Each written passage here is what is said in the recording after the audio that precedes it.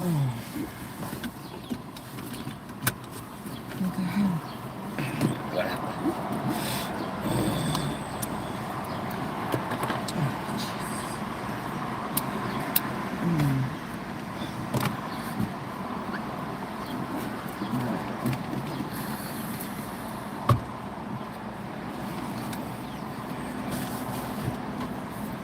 lot of 3 cops.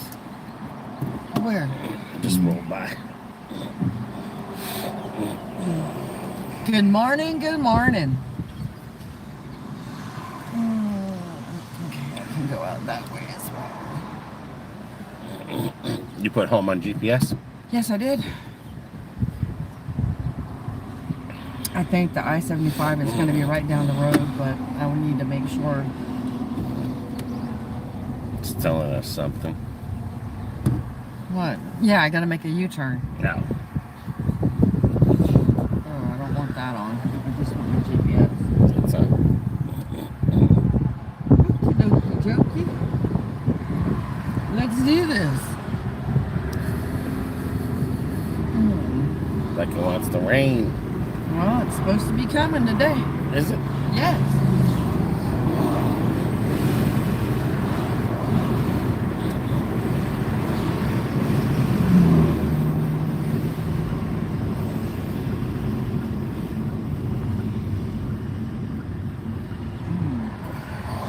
Hell, that'd be the first business I'd see closed on a Sunday at 10 o'clock in the morning. Well, maybe they're about 11 or 12 on Sunday.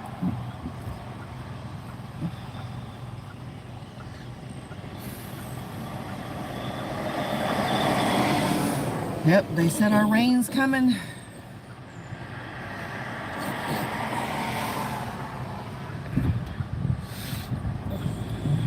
This is part of the new cold front coming through. Jesus. Woo. Have a big truck and you can't make the U-turn. I guess he needs some practice.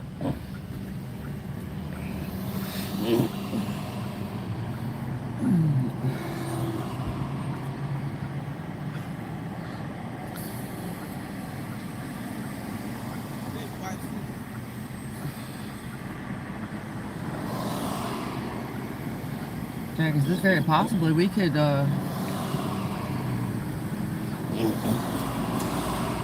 So I'm going to put him on. Okay. I'm just letting this play.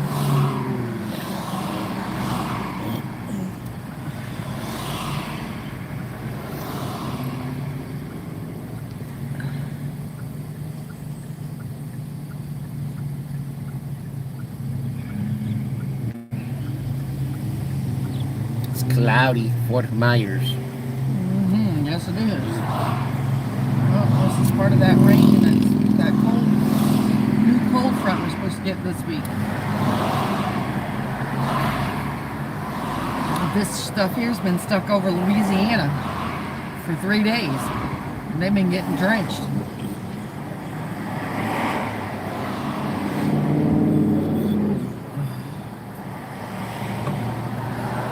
Ay, ay, ay.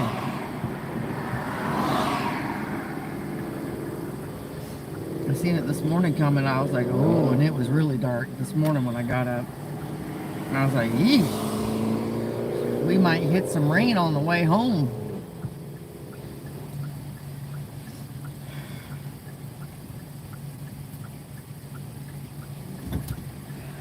Come on, Nissan.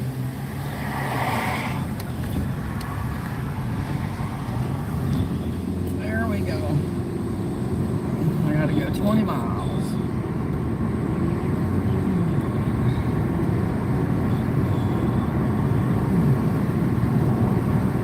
Murder mystery train around here, it says.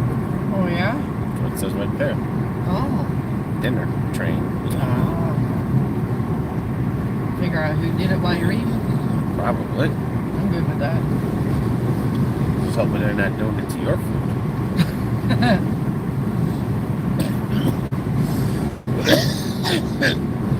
Jesus. Change the weather, babe. I was gonna say, are you good on gas? I got enough until we get into towards Tampa. I got 181 miles still left on this tank, so.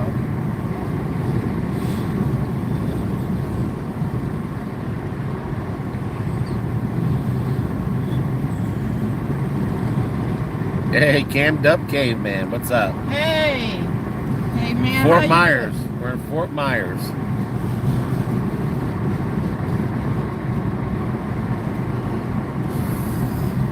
Where the auditors get arrested down here from the crooked cops.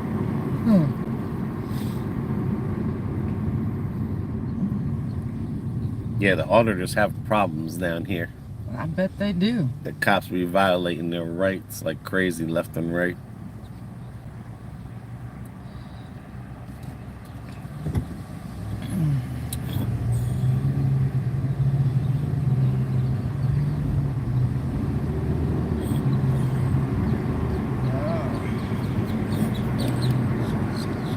Hear all the birds chirping.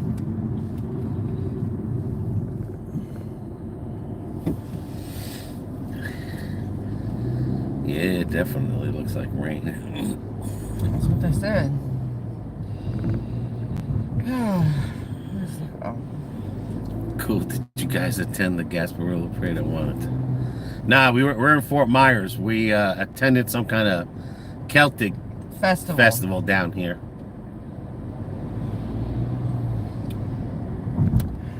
Now we're heading back to Lakeland.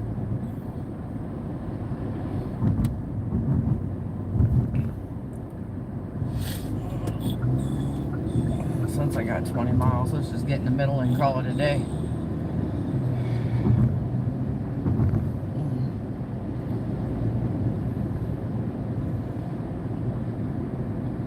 All right, thanks a lot. Yeah, this is where the auditors have problems over here in Fort Myers, where the cops be violating them, and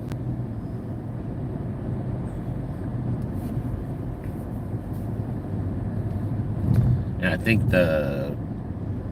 somebody in the office is corrupt. A whole bunch of corruption down here.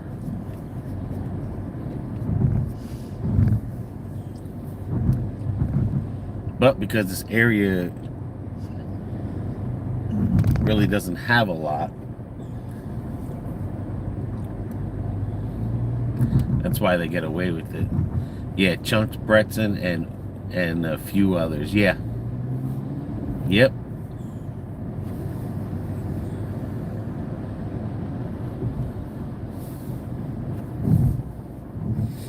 I think like the chief and it's a whole bunch of people that are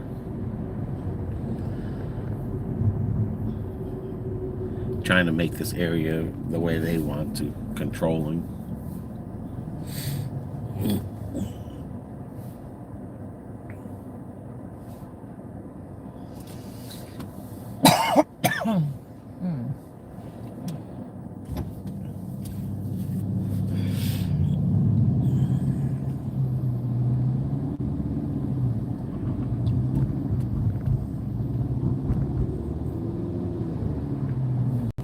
But this is Cleveland Street as you go towards downtown Fort Myers.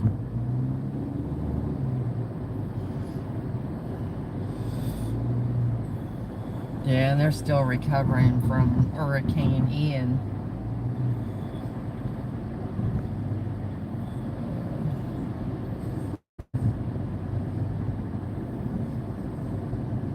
So I said you build a hospital right there that you're less than 3 miles away from the ocean.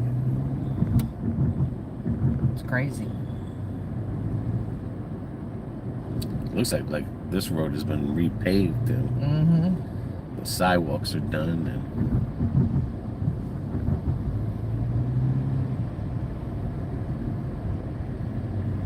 trying to keep the money within the city limits.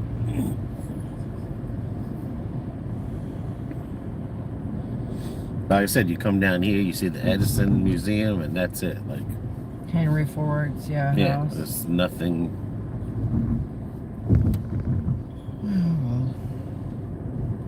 Nothing to attract people. Because all them big high rises is like I was telling you, where Judge Judy lives in. Yeah, condos. And Yeah, yeah.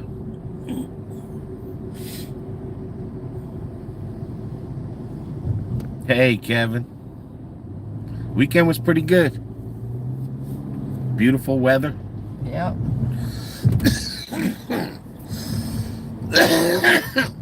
Other than my allergies or something.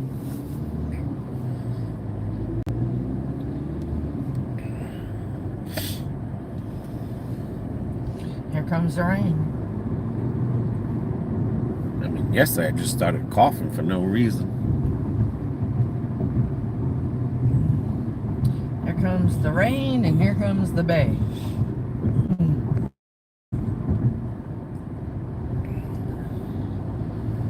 I think when I got the flu in December, this cough, It just never left you. everyone's saying that the cough lasts as long.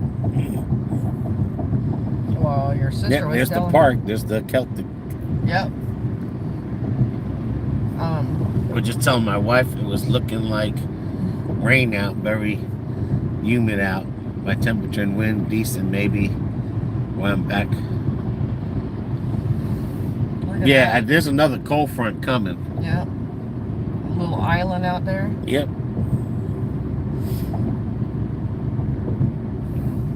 What the hell is that? A sunken Hey, ship? Eric. I've been sick. Kevin's been sick the past week and a half. Yeah. Telling you, that cough lingers. It sure does. But we're further south. That is a sunken boat. Yeah. It's a boat in the water.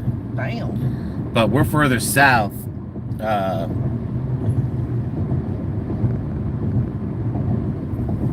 In Florida. But I know by us in Lakeland, they got that cold front coming through. Mm-hmm.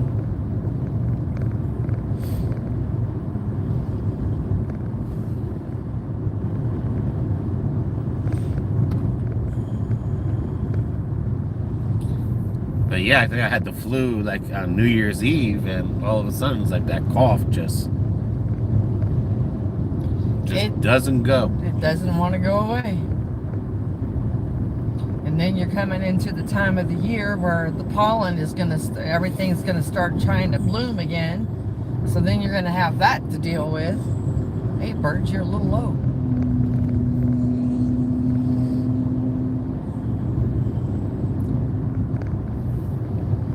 But you could tell the difference. Look at that. Wow. That building got wrecked. Everyone has been getting, that flu and that RSV and Yeah. the COVID. Well, Ollie was telling me yesterday she's had COVID twice already. I was like, shit.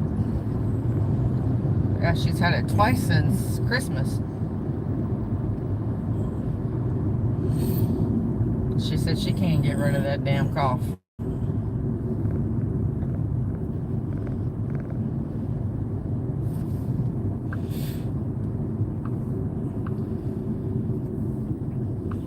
Then you're scared to cough around people because then they think already Yeah. that you got COVID.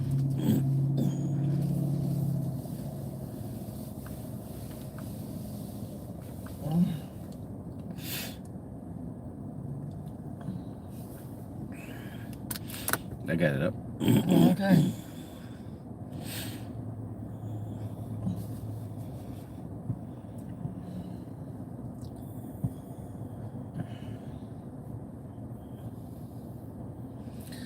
It's like Fort Myers is. Went to a couple of restaurants, but I used to get sick once a year since COVID-19. I haven't been sick once. Wow, you're lucky. I never used to get sick. And now he's sick all the now, time. since fucking COVID, I get sick all the time. I've never had flu or nothing. But Fort Myers is an area that there's really never has been a lot down here. There's no factories, no warehouses. basically a lot of people that do have money in Fort Myers, they're coming, they live in Cape Coral or in Bonita Springs, and whether they're lawyers or whatever, because out here is basically a lot of swamp area and woods, and it's the cost of living is high out here. So it's not like you can come out here and work at a McDonald's, because that's all there is these small businesses. Now it's starting to pick up where they're building more businesses, small businesses, not the big one to bring big money in. But the 2 restaurants that we did go to were very nice. They were good food. Yeah.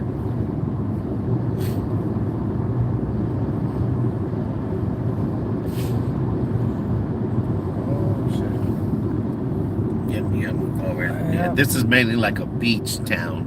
Yeah. Fort Myers.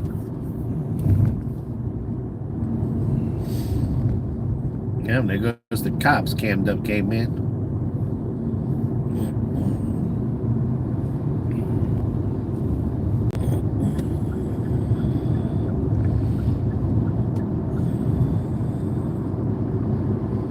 I mean, they got a super Walmart. Took them a long time to get a Walmart down here.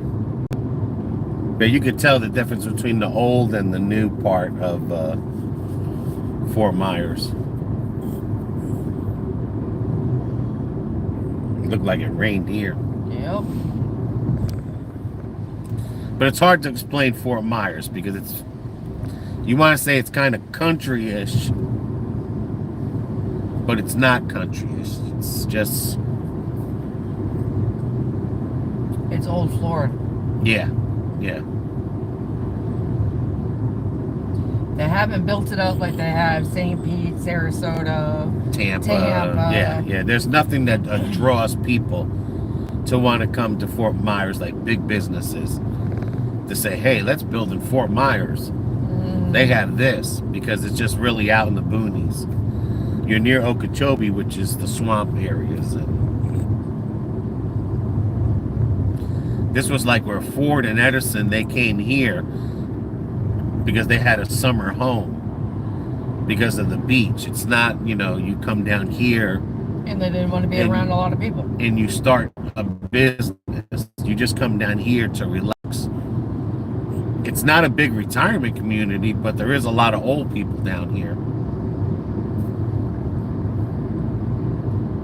Yeah, it's not like the villages. Yeah, and people still, there's land that still hasn't been built on. So you're not going to see a big rise of, because it was in the 80s and the 90s when they were selling all these lands, but because the land was cheap, it was like $8,000 for a big ass acre. But the thing was, is you, even at that time in the 90s and in the 80s, there was nothing to build.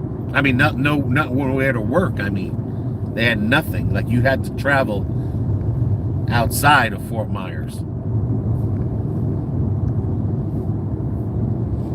This shell place right here used to be the biggest attraction. That's on the right-hand side. And you can see the sign from Hurricane Ian. Now that thing is like a flea market.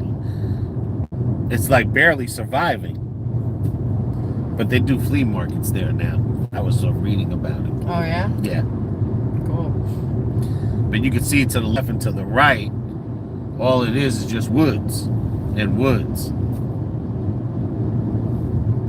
So, like, you know, you could build a house here. I mean, you can see this raceway is new. That U-Haul's new. So, you know, it looks like their growing rate here is very slow. Yeah. And like I said before, it's, you know, it's kind of hard when you're so close to the water, and it seems like this area gets pounced with the hurricanes all the time. So it's like, okay, we build up, then Mother Nature comes in, knocks the shit out of it, so we have to rebuild again.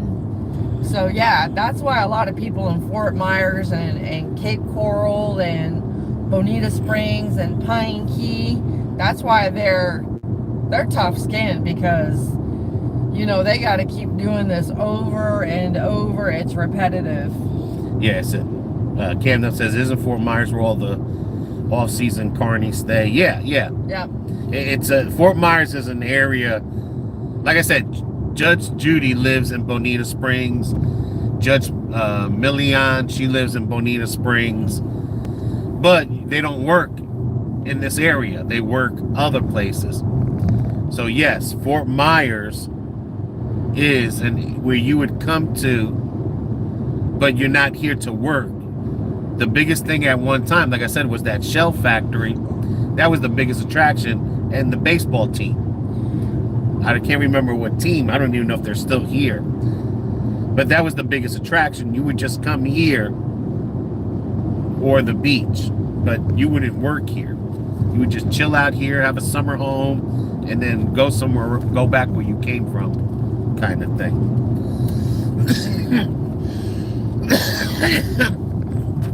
Because this Tamiami Trail, like I said, takes you out to Okeechobee. That's where the Indian reservations are. And the Indian reservations, they ain't got McDonald's, and they ain't letting you on their property. A lot of country golf clubs are down here. So it was a lot of people when they came down here for the country clubs.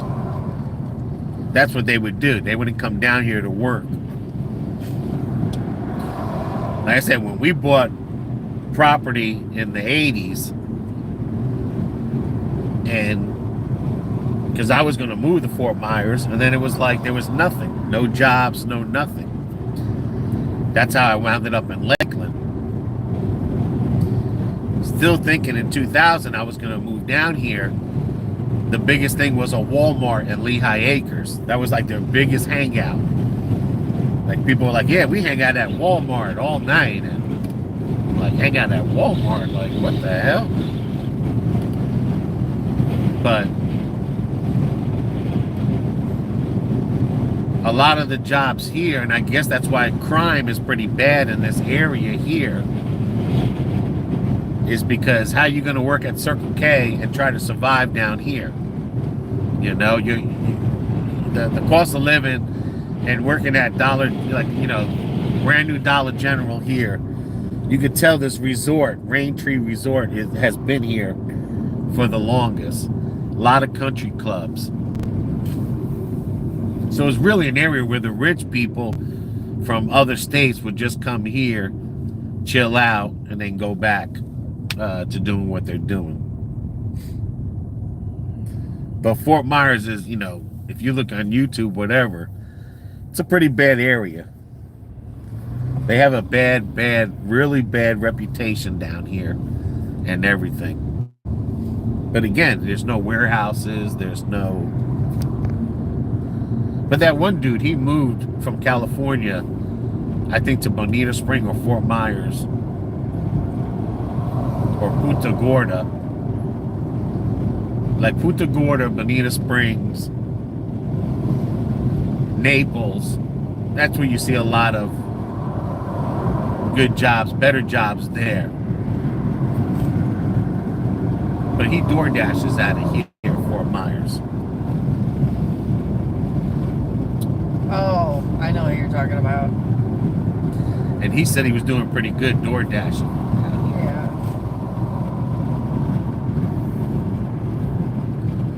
Yeah. If you move down here because a company moved down here, then you have a better chance of surviving. But right there, new homes, a subdivision out of the boonies. Like, this is literally the boonies. You ain't got Walmart right down the road, and it's a country club, and a lot of these down here are country clubs. Yeah. So the people that are building here, they're not here to work. They're here to retire and play golf. Yep.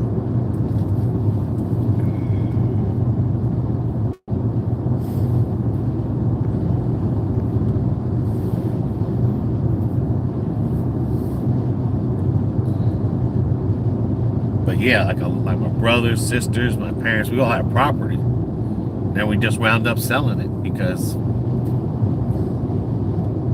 there's no way you can come down here as a regular person and live.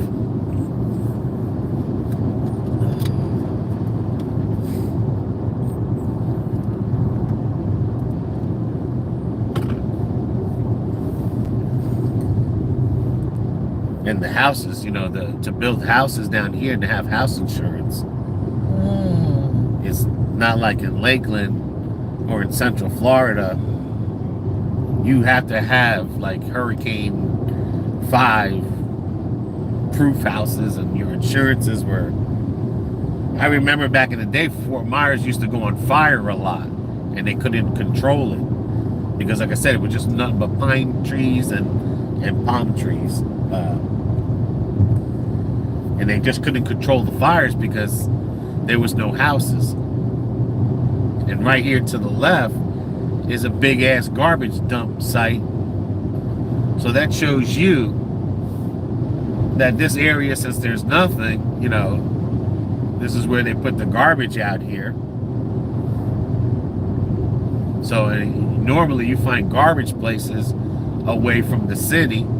Not like Dade City. Dade City wants to put the garbage place right in the middle of the city. But to the left, you have, it's kind of like when you drive through Jupiter before Jupiter got built up. But to the left, is the big garbage dump site. And normally you find garbage dump sites not near homes and stuff because it stinks. At Dade City, they built a garbage site in the middle by the farms, and the whole town stinks like garbage. That's especially in the heat. But that's how you could tell, like, this area here. When you drive by a garbage site, you already know, like, wow, this area don't have nothing. But Jupiter's like that too. When you drive down 95 with the turnpike, you see that big garbage that used to be in an area that was where nothing was, and then they started building out more. But this will take forever to fill up down here. This will be one of those last towns that hopefully corruption won't take over, and they get something out here to get this town thriving. But all this is woods, and all this sucker goes on fire, and like I said, sometimes they just let it all burn because there's nothing out here. Just why stop it?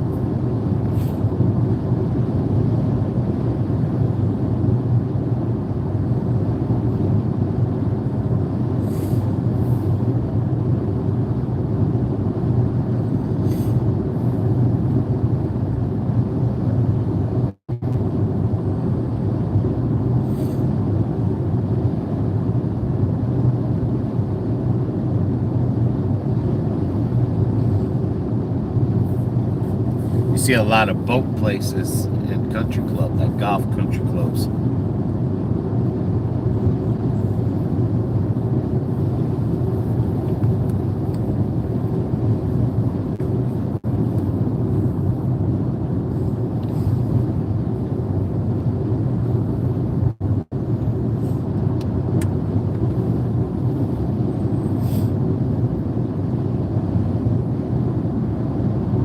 There's not even a lot of farming out here. I've seen cattle farms.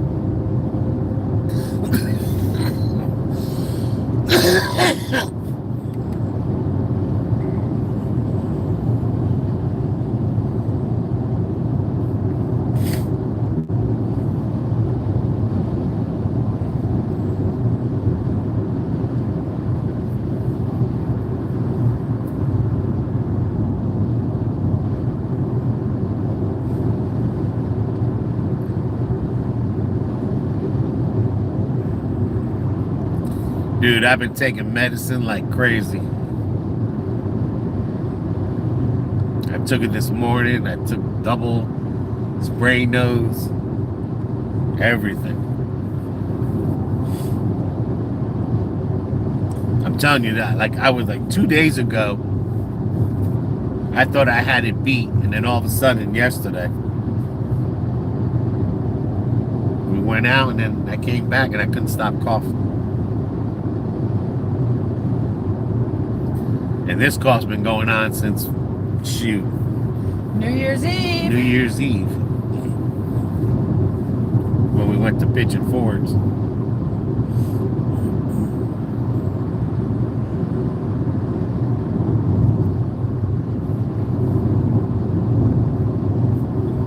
And the crazy thing, it's not like we're around everybody.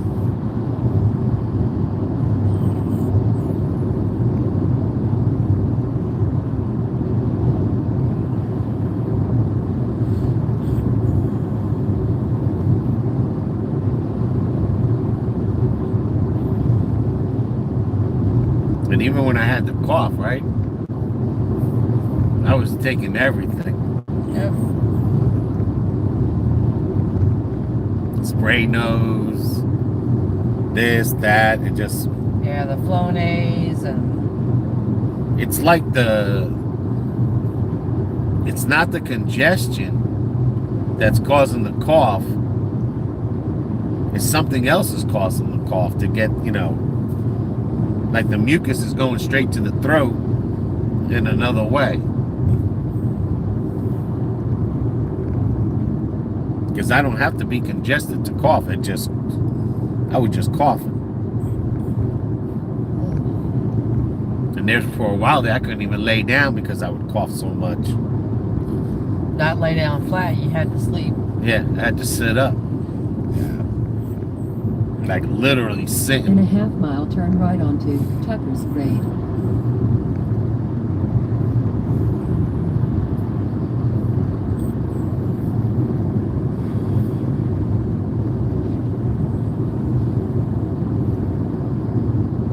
In a quarter-mile, turn right onto Tucker's Grade. I think it's about the light. Yep. Turn right onto Tucker's Grade. Sound like it's at Tucker's grave. Yeah, but it's great. Hey Marquise, we're heading back home. We're leaving Fort Myers. We're in Punta Gorda right now. Continue Trying to on get Front on the Road for 75. about 1 mile.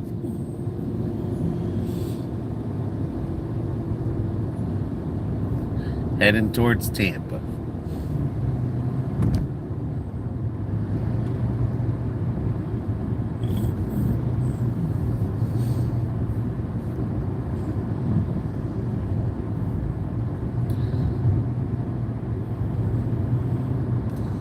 Single family homes. Yeah, on swampland they're building.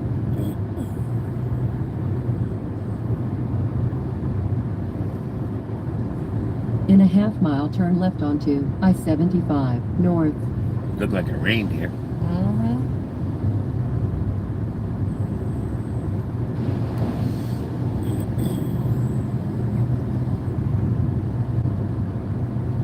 In a quarter-mile, turn left onto I-75 North.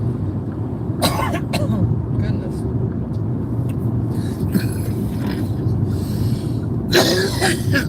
Jesus Christ.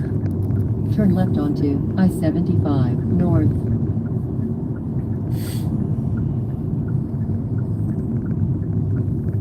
Jesus. Goodbye, boonies.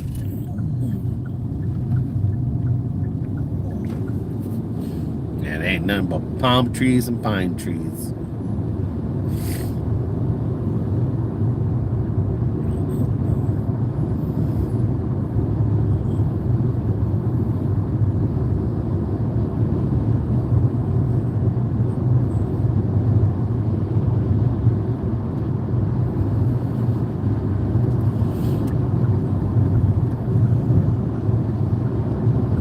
Continue on Current Road for about 6 miles.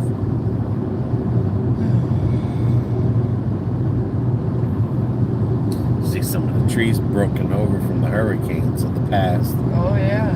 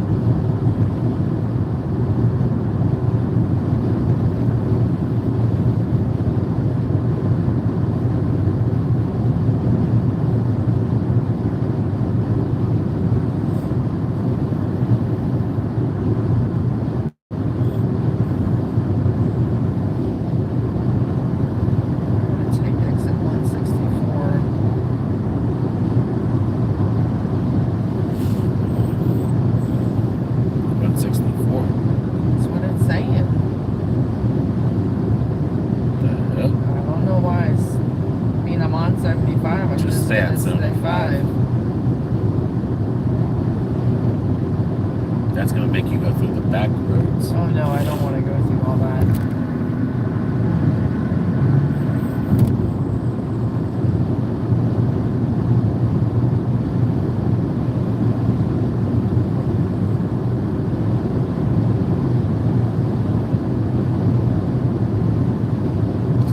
Punta Gorda Airport. See, over here in Punta Gorda, they got a FedEx here.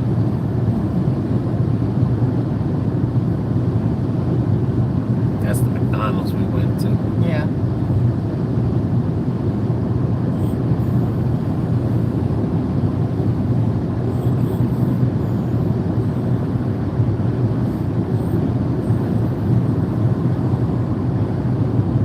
Building another warehouse up there. That's what I'm saying. That's what Fort Myers lacks is the warehouses.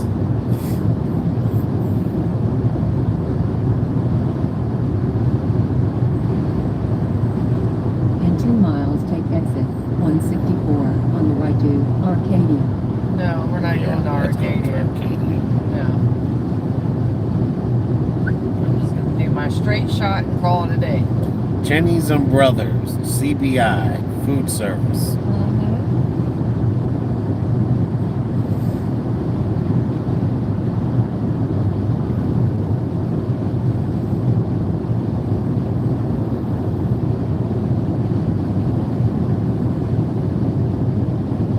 It's been pouring here in the northwest.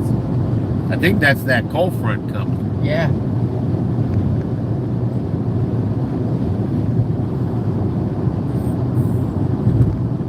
I know all this was stuff Because over a Louisiana. lot of these fronts In 1 mile, take exit and storms are 164 coming from on the right to California. Arcadia. Yeah. and Seattle, that area. Mm-hmm. I see.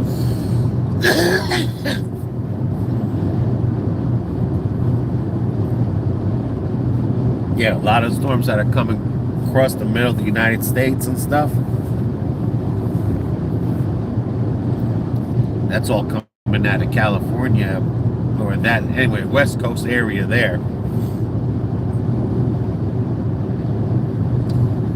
Shooting across, either going up or down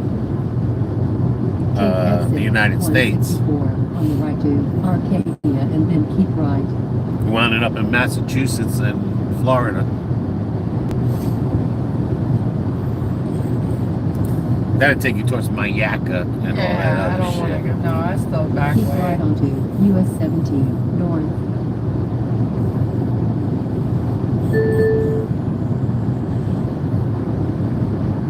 Yeah, I can't be bothered with Continue all on that. Park Road for more than 50 miles.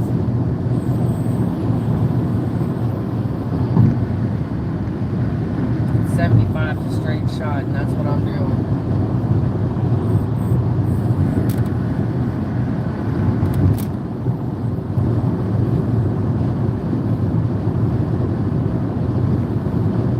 But I don't know if it's bringing snow or rain this time around to the middle of the country. I know the last round they brought a lot of snow, especially Yeah. to Buffalo, Chicago, Detroit, all that.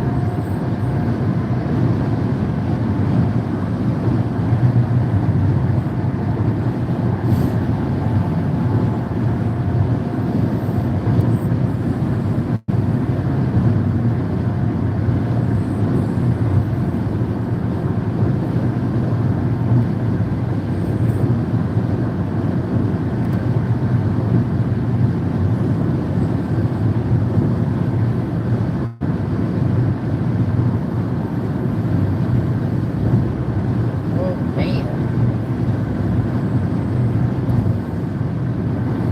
Almost looks like it wants to snow.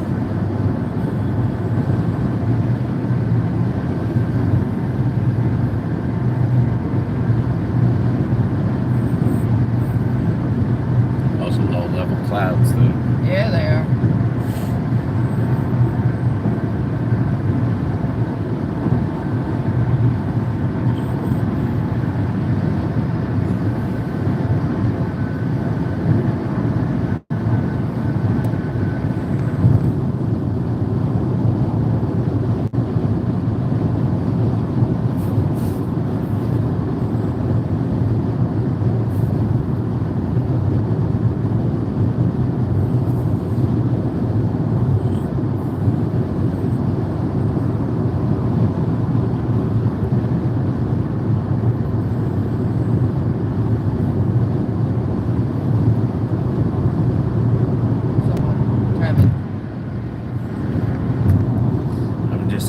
snow hasn't been awful.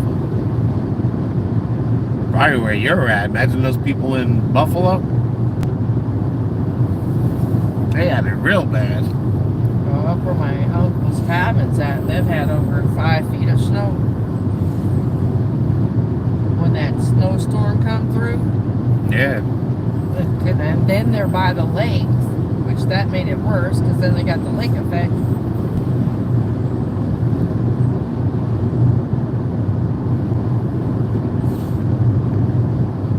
Just imagine living in Buffalo, man, New York.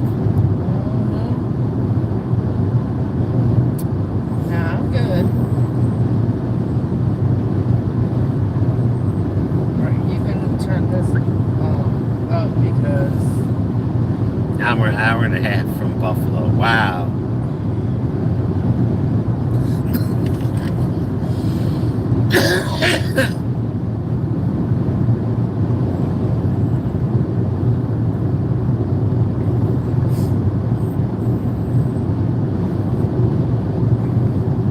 Yeah, them people were getting hit real bad. they were getting slammed. I mean, look what happened to Tennessee. Yeah. After they got all that snow and then it's melted, shit, they had a flood. I mean, they were flooding.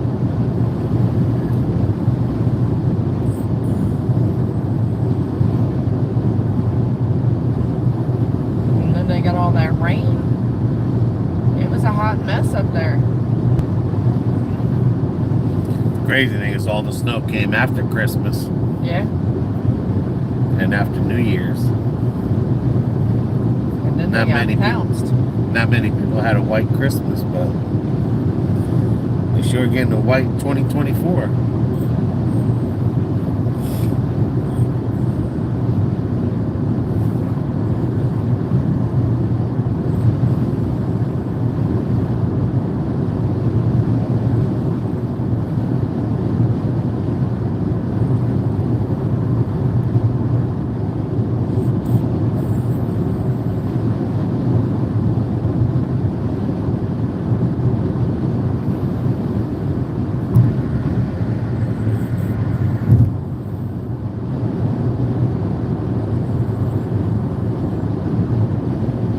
The only nice things about Florida is, like, you get a whole week of 60s and 30s, and then all of a sudden you get 2-3 days of 80s, and then it goes right back down again. Yep. That's why people are getting sick and staying sick.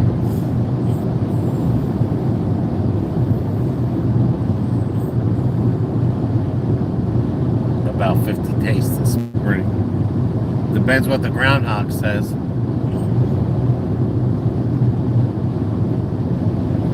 That groundhog might change the 50 days to 80 days.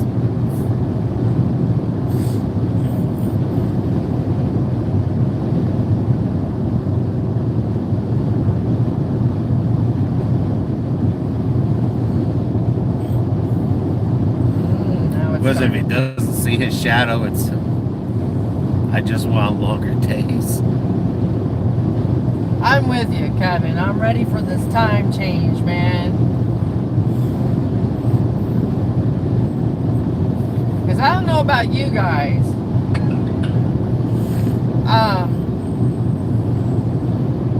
That time change went back. I don't feel like my body ever adjusted to it.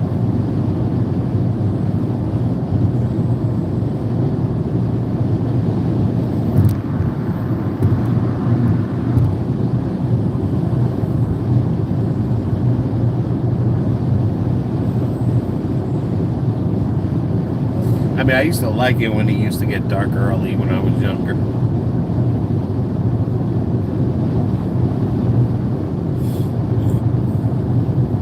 Alright, we got to set for cruise control.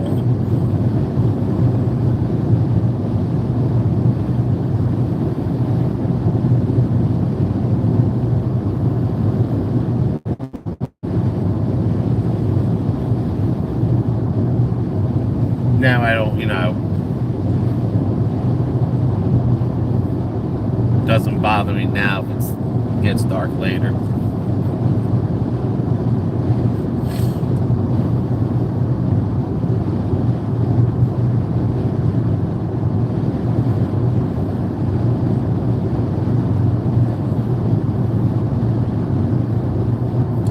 But I guess we'll see what kind of hurricane season we'll have. Well, we're in El Nino. I'm afraid we're going to have a bad damn season. Because this is what usually brings on the bad ones.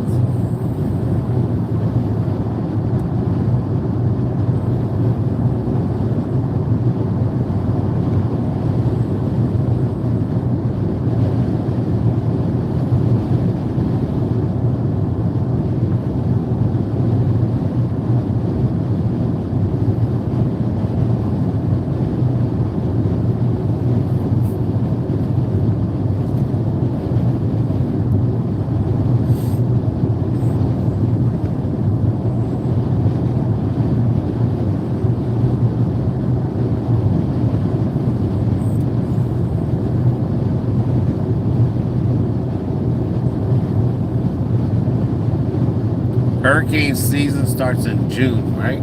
June 1st.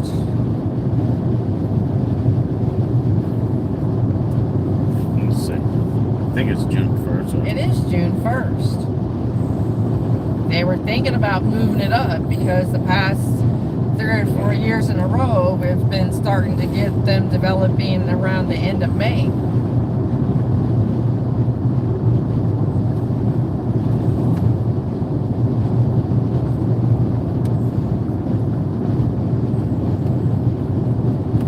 I thought it was June 21st. No, it's June 1st. June 1st to November 30th.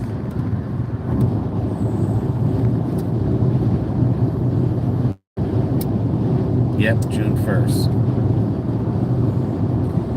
June 1st to November 30th. Told you.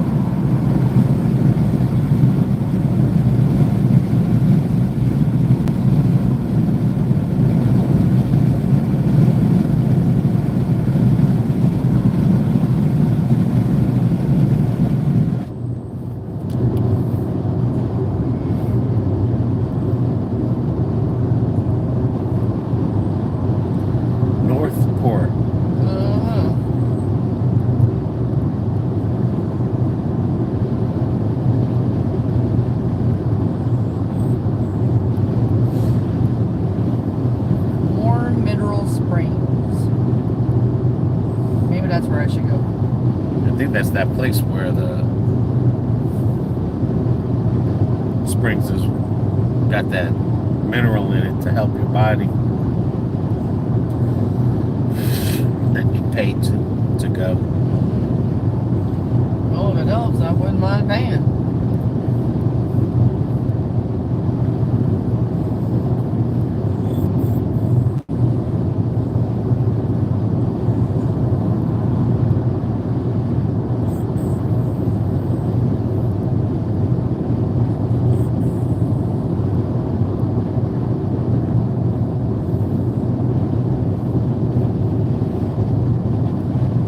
They call it the Fountain of Youth.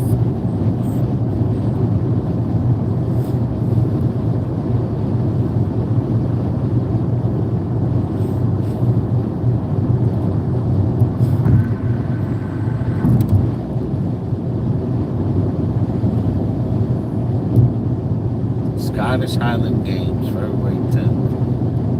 Celtic Festival.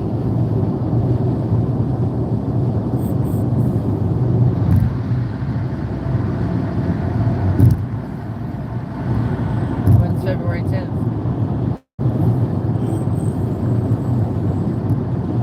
And I didn't see where it said it was at.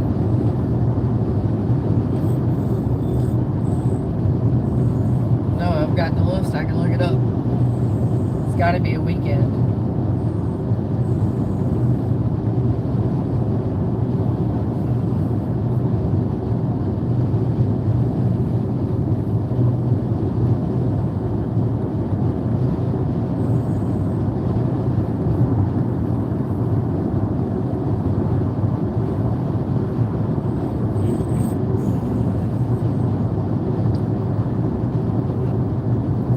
Manatee County and Palmetto, Florida.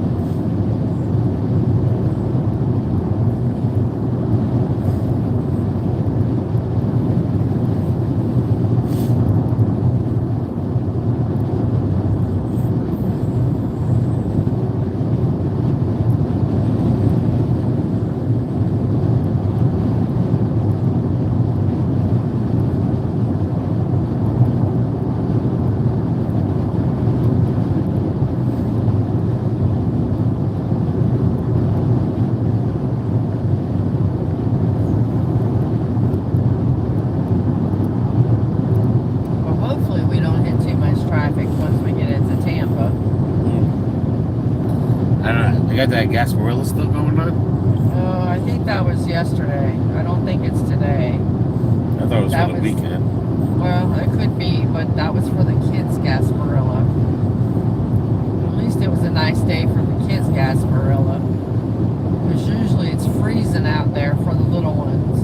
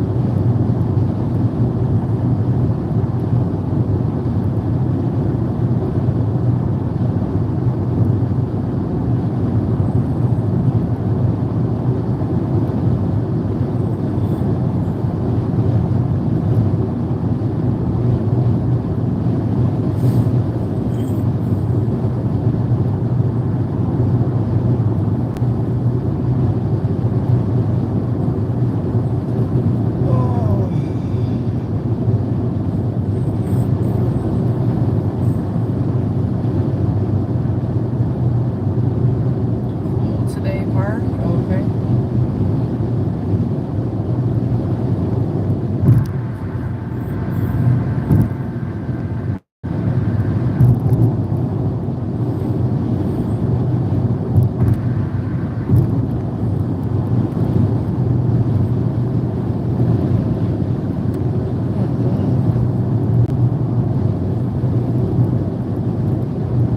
Crazy, crazy.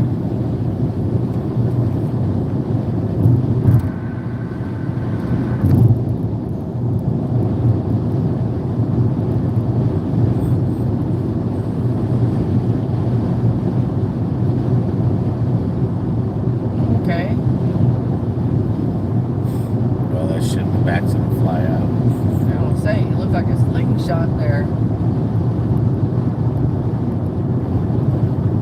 He's definitely in a hurry wherever he's going. Yep, there's all Yep, the there shit. he goes.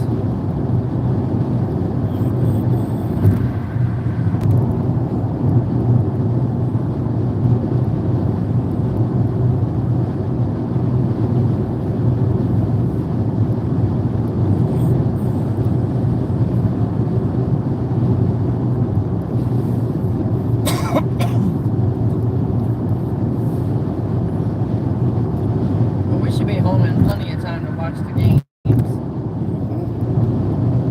It's only 11.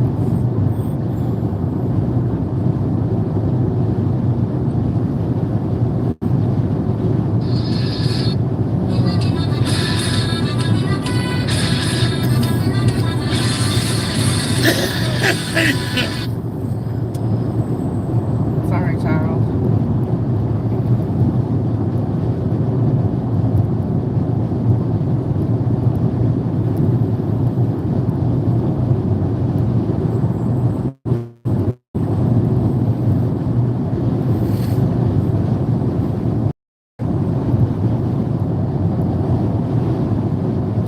Any plans when you two get back home?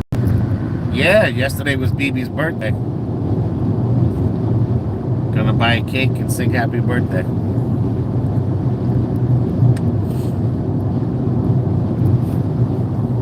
But then after that, during this coming week, the weather pending, we got some stuff we want to get done outside the yard. and to the house. So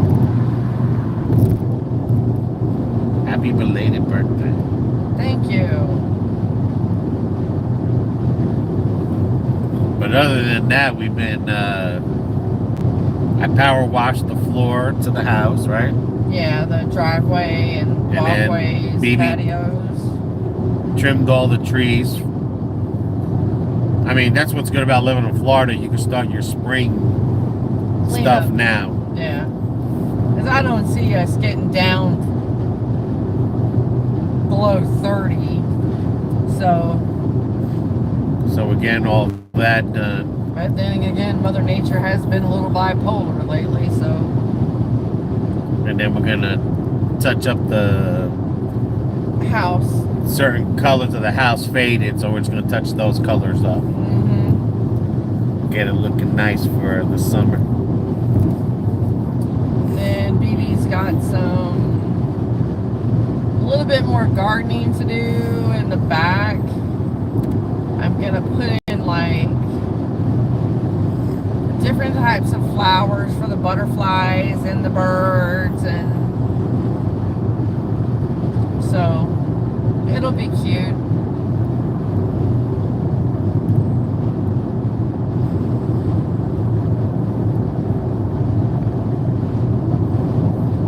And this is the time to, oh, what do you say?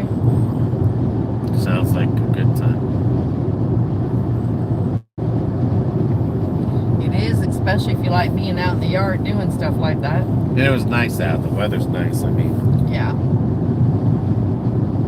like right now is the perfect time to do it, because even if it is a little chilly out there, when you get working and stuff like that, you're not sweating as bad. Yeah.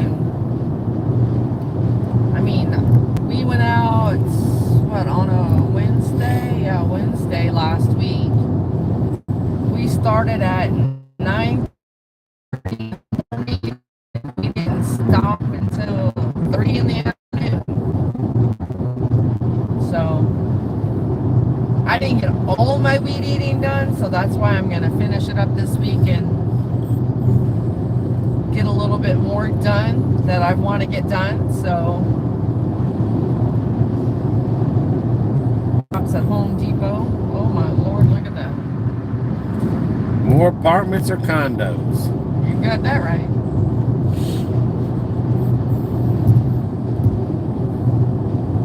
How's the job be? Doing good.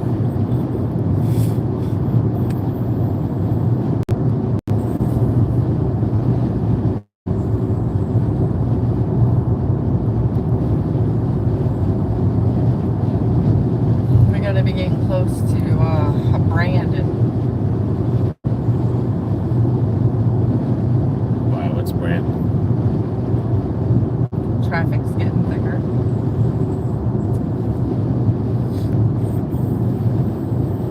Alright, I gotta go. I can't get with this.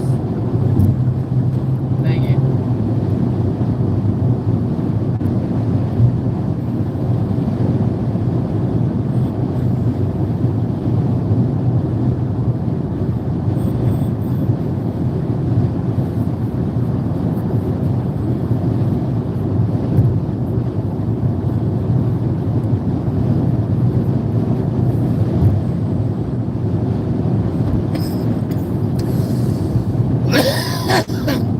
Jesus Christ.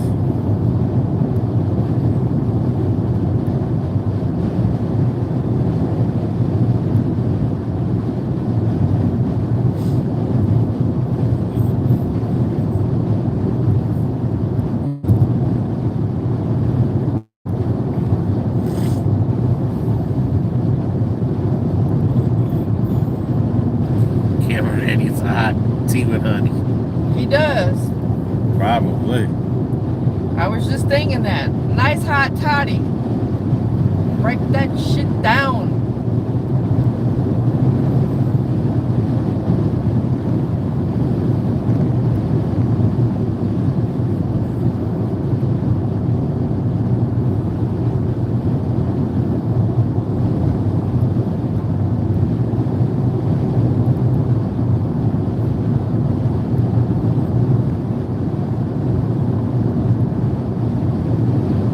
this cough.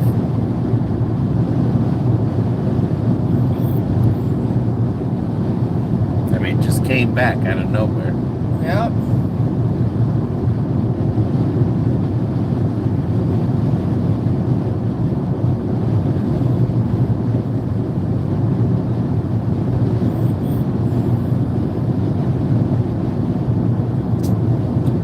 That it did.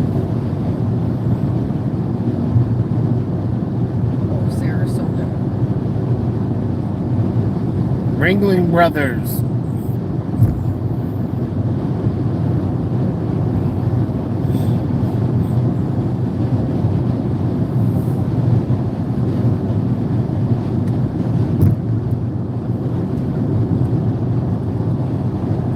Ay, ay, ay.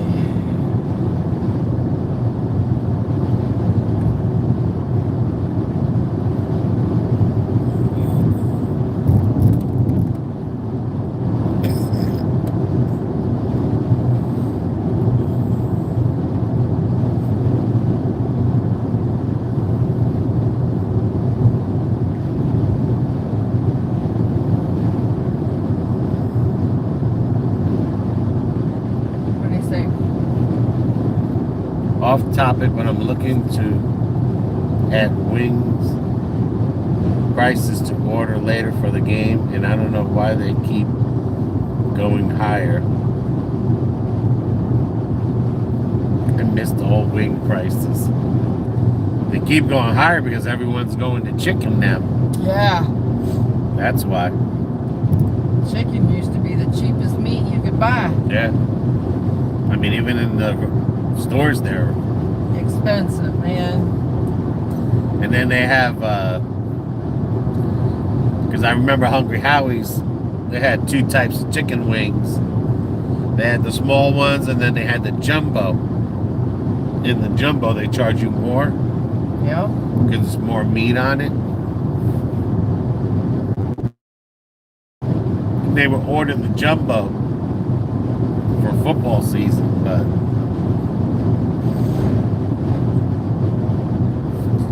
I mean, everyone's going chicken now.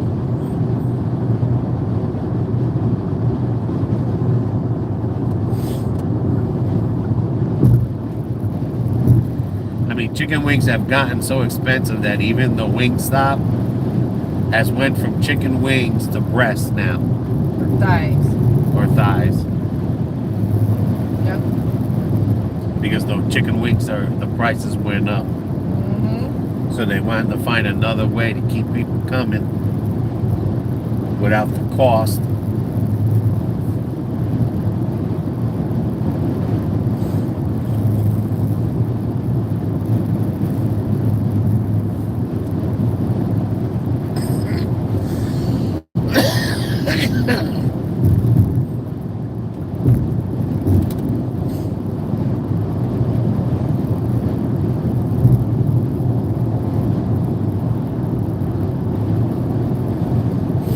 Well, everything's going up.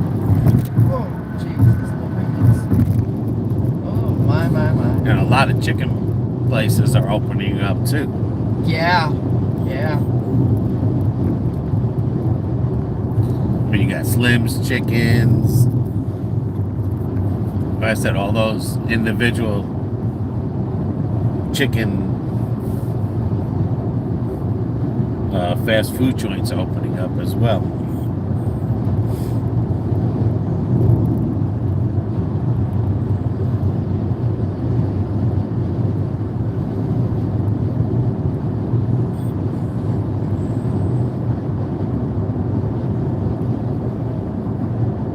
But yeah, chicken used to be the cheapest thing out there.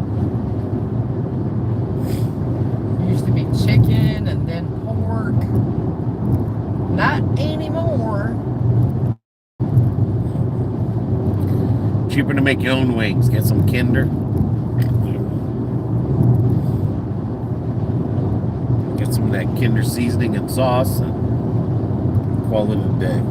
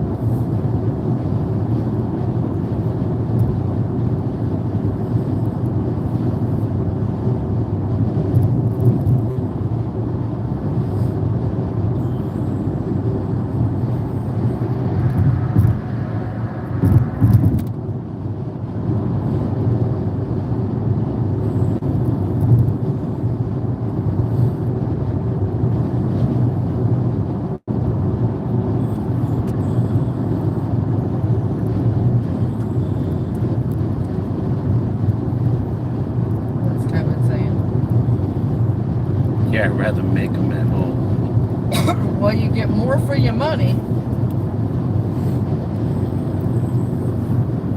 I mean, shoot, you can throw them in the oven, fry them in the pan. For what you're paying at the store, at the restaurant, to have them brought to you. Richie says hi. Hi, Richie. I've missed the lives. Yeah, we're trying to get into doing more of them. This live's a cackling, coughing live.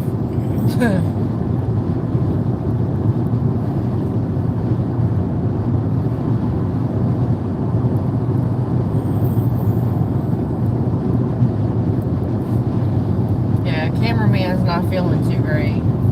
But yeah, you get some Kinder sauce. Yeah, you can buy that right at Walmart, man. Yeah.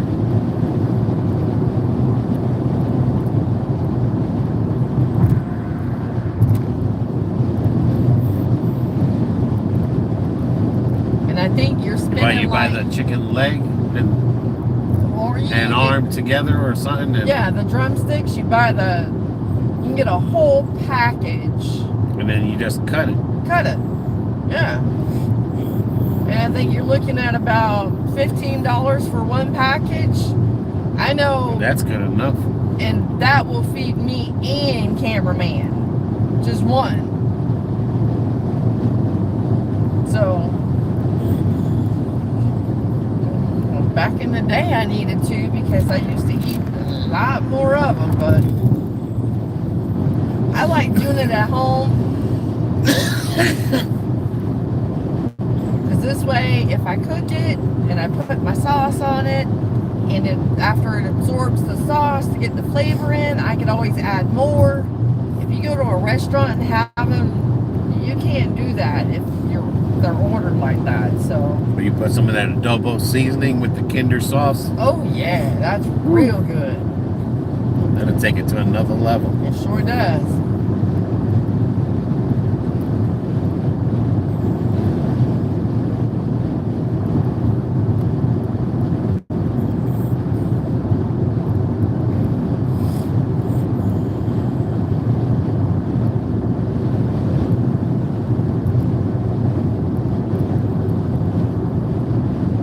Sarasota. Yepper. That's what the Ringling Brothers came out of.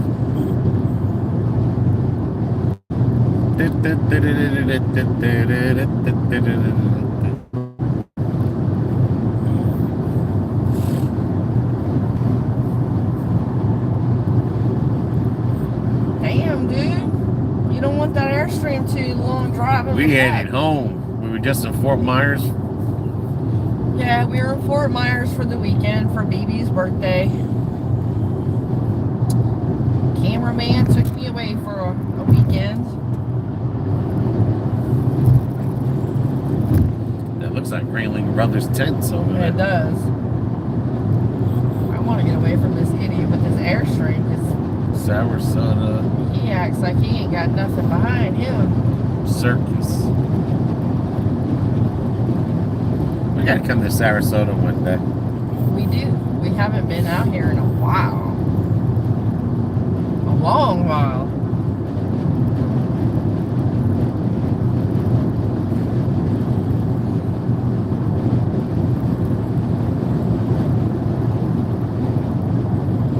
See, it's already rained just about everywhere this morning. Has it recovered okay from the last hurricanes? Yeah. I mean, the area we were at, which was North Fort Myers, You could tell they're still recovering, but I mean, a couple of signs are busted, but it's not horrible. no, it's not horrible.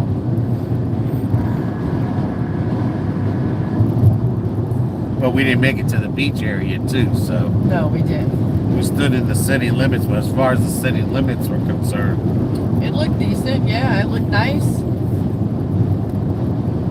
I mean, we've seen a couple of buildings that were messed up, but Now, I don't know if it was from a hurricane yeah, or they're like that one. Well, the one, yes, but That there was a restaurant. couple of them look like they're being renovated for new businesses. So,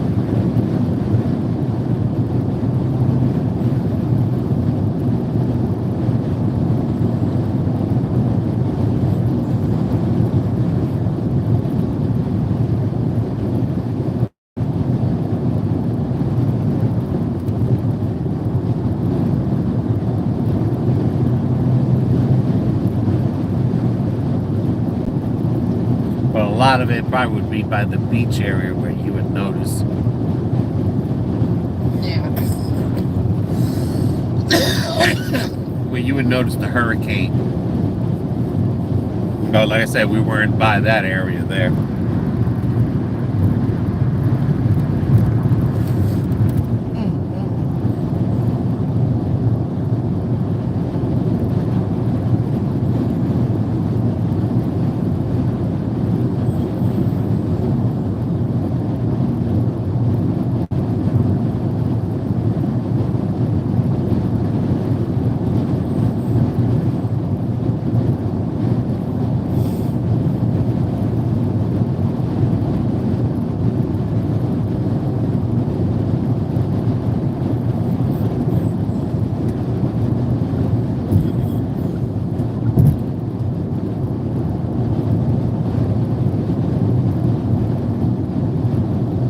But they definitely remodeled their downtown Fort Myers and along Cleveland Street.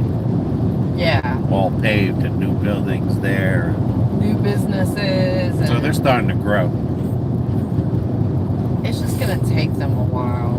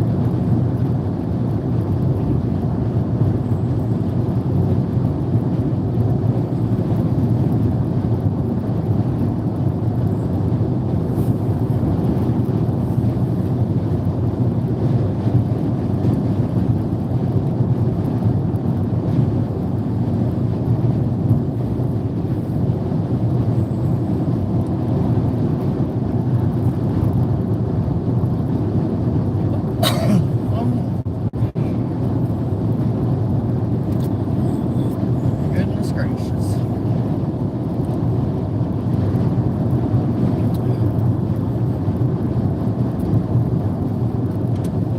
Richie says, how's the new job going? It's going good.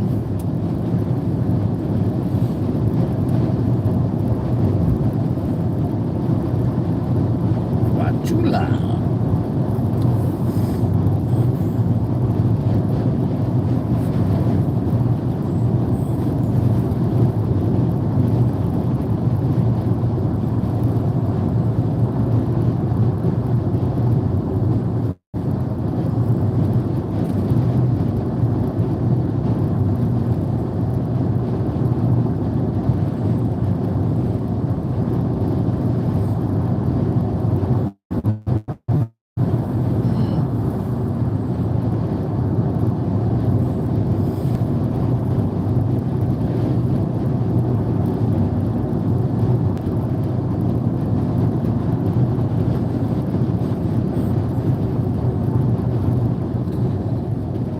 How does cameraman fill his days?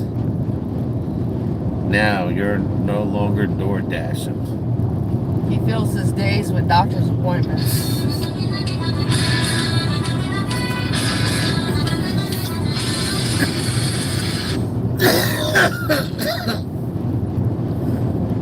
Hello. Hello, Charles.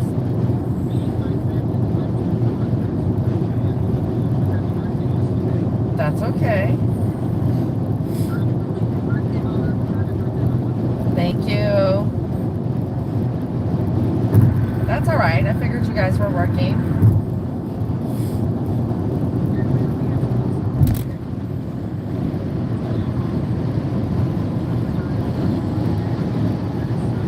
It's okay. I still love you.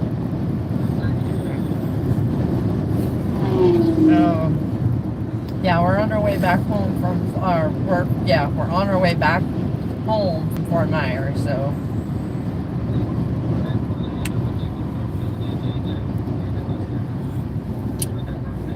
Okay. Alrighty.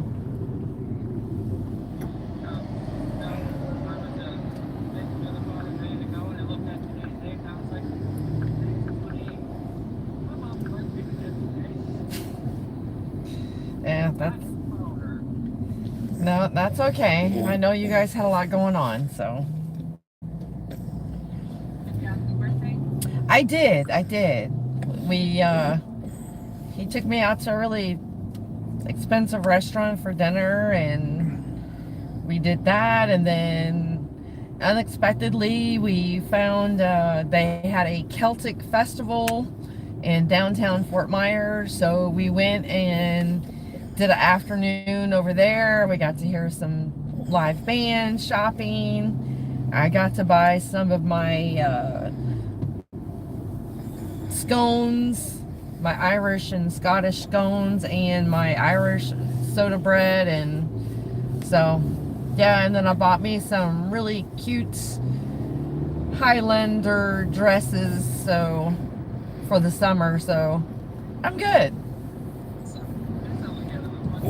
I did. I had a really great day, and then we went back to the hotel. We both took a nap yesterday, and then we got back up, and then we went to Famous Dave's barbecue, and that was like walking into Pigeon Forge, you know, with the hand-carved wooden statues and stuff like that, and it was really good barbecue, so we had a really good time.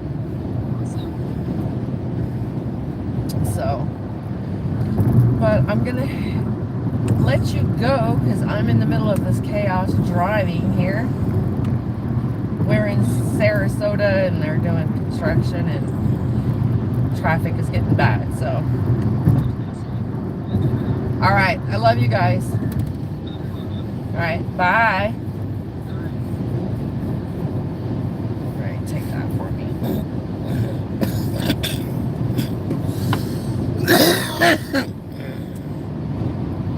But yep. They're on their way to Orlando to Dave and Buster's for the two kids' birthdays.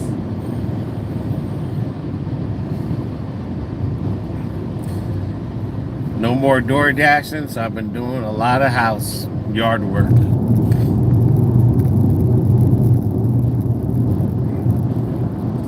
Keep my time busy.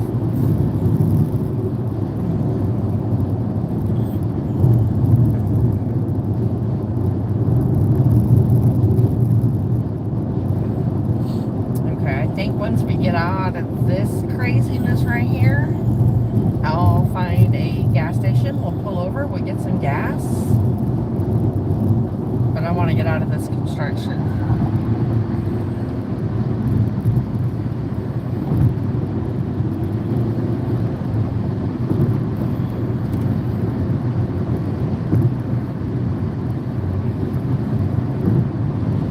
I think DoorDash, once DoorDash starts getting the government involved,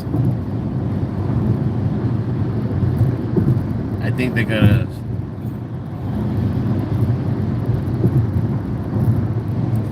limit the people that they have dashing for them.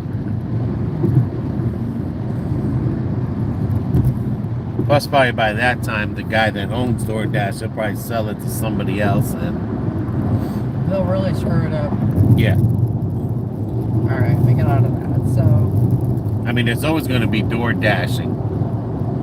Well, yeah. But it's you know. Same with Uber Eats. There's always going to be that as well. It's just. Right, but I'm just saying the people that are crying for the money and they want the government involved in it. Like the DoorDashers want to get paid by the hour and tips. But what they don't understand is that when you do that now, you know, you're saying that I don't want to be independent. I want to work for somebody. Right. I mean, because you're not really an independent driver with DoorDash. I don't care what you say. The only thing you have with DoorDash is you have... Read your tax guidelines. It'll tell you what independent is. I know, but what I'm saying is DoorDash is just a job where you can set your own hours and you don't have a boss. Right. But you literally do have a boss because the rules are your boss. Right. Just like my job. And when we went, you know, when we were at 100% deliveries, 100%, we were at 100 on everything. And you're still getting $2 orders. That tells you right there that, you know, top dashing.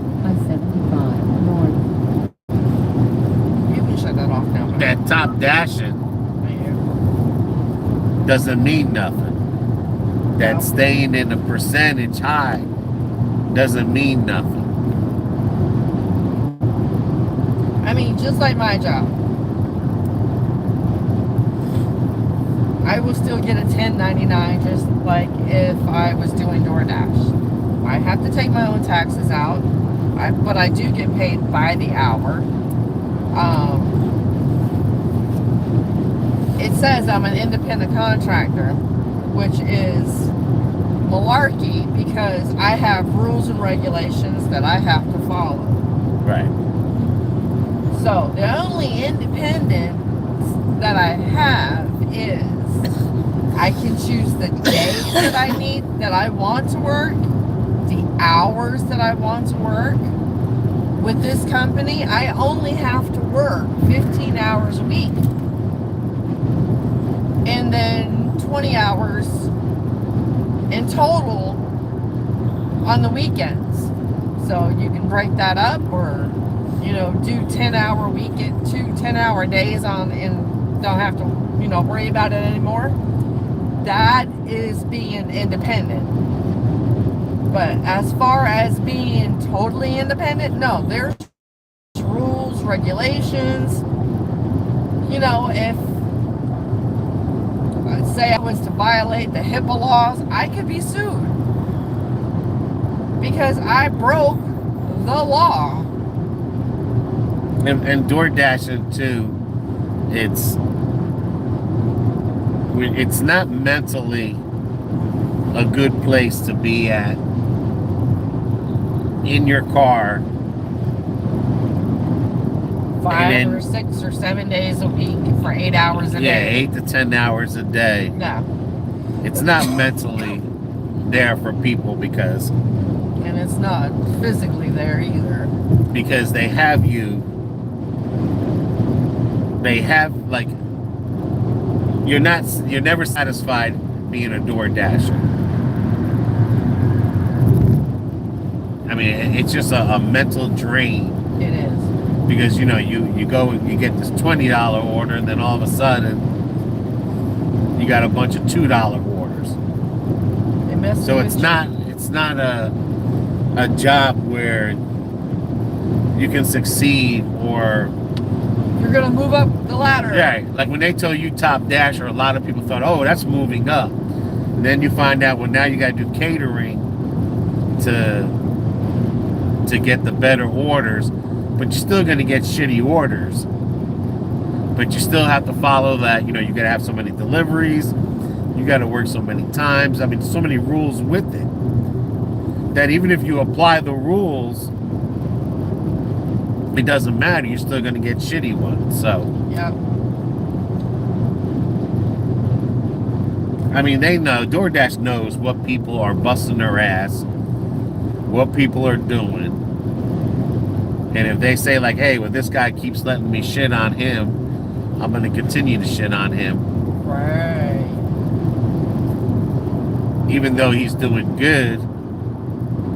But now this guy over here, he's doing excellent, but he doesn't like to get shit on, but I'll take care of him. It's kind of like athletes. You know, it's always the athlete that's got the loud mouth that wants to start shit in the bench and throw his helmet. You know, those are the ones that get paid more because they're amazing at their job. And it's like, we need this guy. No matter what troublemaker he is, we need him. Yeah. But then the good guy that plays good, he might not be as great as that guy. They treat him like shit. We give him less money. He's good, but he's not great. And that's how DoorDash is. It's basically, they know who their problem people are, but they're great at it. So they, you know, giving out bonuses to certain people, and you know, they look online for people that make videos that boast about DoorDash, and they give them a little kickback. Keep saying good things about DoorDash. Keep saying, but mentally, you could see a lot of people doing videos. They gotta lie. You know what I'm saying? When you're doing $2 orders and someone is on doing a video saying they're doing $20 orders, it's like, come on, man. Either you're lying or DoorDash is taking care of you. Because you ain't getting orders out of the sky just because your market area. And then that's the other brainwash. To say your market area. Everyone's market is different. When you know what? It's not really different. Because if you look at the food costs, when we went to Jersey, the food was just a little bit higher. Some things were a little bit higher, but the average food was practically the same price in Florida. When we went to Tennessee, it wasn't like certain meats might have been higher, but if you looked at the grocery store, like the Publix, we went to Tennessee. Oh yeah. And you compared the prices to Florida, the average was the same. Same thing when you went to McDonald's. Now, if you went to McDonald's in New York City, that's different. But New York City is one city, like California is one city. Right. That those are cities on a different level. Yeah, states, yeah. Well, the cities. Yeah. There's cities, New York City, and certain cities in California. Those big major cities, like LA, are in a different level because you could buy just a hamburger, a Big Mac at McDonald's. Just the Big Mac could be $10 to $15 just for the sandwich. Average Big Mac is $6, $7, $5. Only $1 difference in an average area. So to say like, oh, well, this market, no, not this market, that market. You'd have to be in a big major city to say my market versus your market. Because the average, like I said, New York City prices and certain things in California, for some odd reason, they are triple gas, triple cigarettes, triple food places. But if you went to an average, like I said, when we went to Tennessee, where everyone says the cost of living is cheaper, it might be in housing. But we went there for food and everything. It's about the same as it is here. This is just a rest stop. I know. I gotta go. Though you were gonna go get gas. Well, I gotta do that too, but the average hamburger is only $1 off. When we bought that double Big Mac meal in a medium, that was $10 for the meal. Now, I've seen videos where people done the double Big Mac and they got the large and they were at $14. Yeah. So that's the average. And if we would have got it large, we probably would have paid $14 a meal. You passed the bathrooms. I know, it's when we can go around that way. But to put that, you know, well, in your market, that's a whole brainwash tool there, because when I was thinking, you know, when we were first saying it all depends on your market, it really doesn't depend on your market, because the average market is almost the same. So, you know, so now you got that messing with you. You got the top dasher messing with you. And then you start going mentally insane. I mean, a lot of videos that I've seen out there, and that had a lot to do with us quitting too, because a lot of videos I've seen out there where people were carnivores against each other. They were literally eating each other, fighting each other to try to, you know, either get the better. They weren't worried about door dashing because a lot of them were making YouTube money. And that's what they were doing. But the problem is that when we make content on videos here, we just videotape our life. DoorDash just happened to be part of our life. A lot of these content creators, when they make videos about DoorDash or Uber, DoorDash is the biggest YouTube money maker video there is. So if you get a DoorDasher that does DoorDash videos only, and he decides he wants to do hey, I'm going on vacation, no one watches that video of him going on vacation because they don't give a shit about his vacation. They watching him because he's doing the DoorDash content.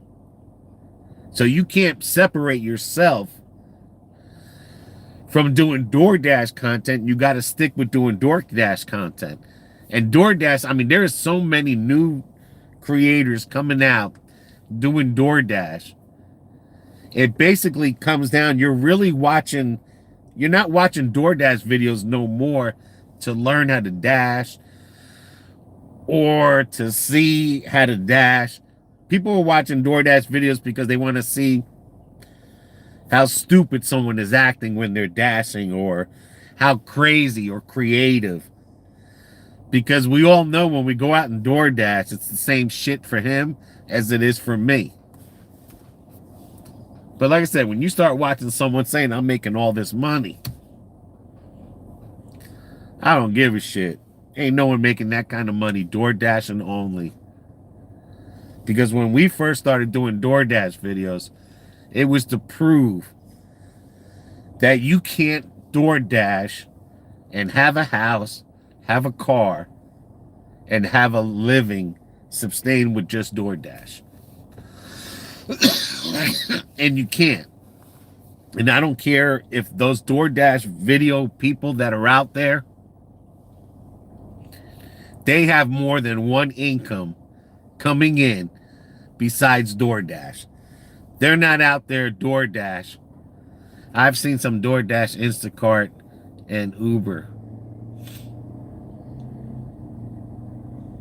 Yeah, but that's what I'm trying to say. And then you got your YouTube money as well.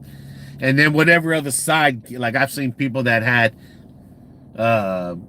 what's those, canned vending machines on the side.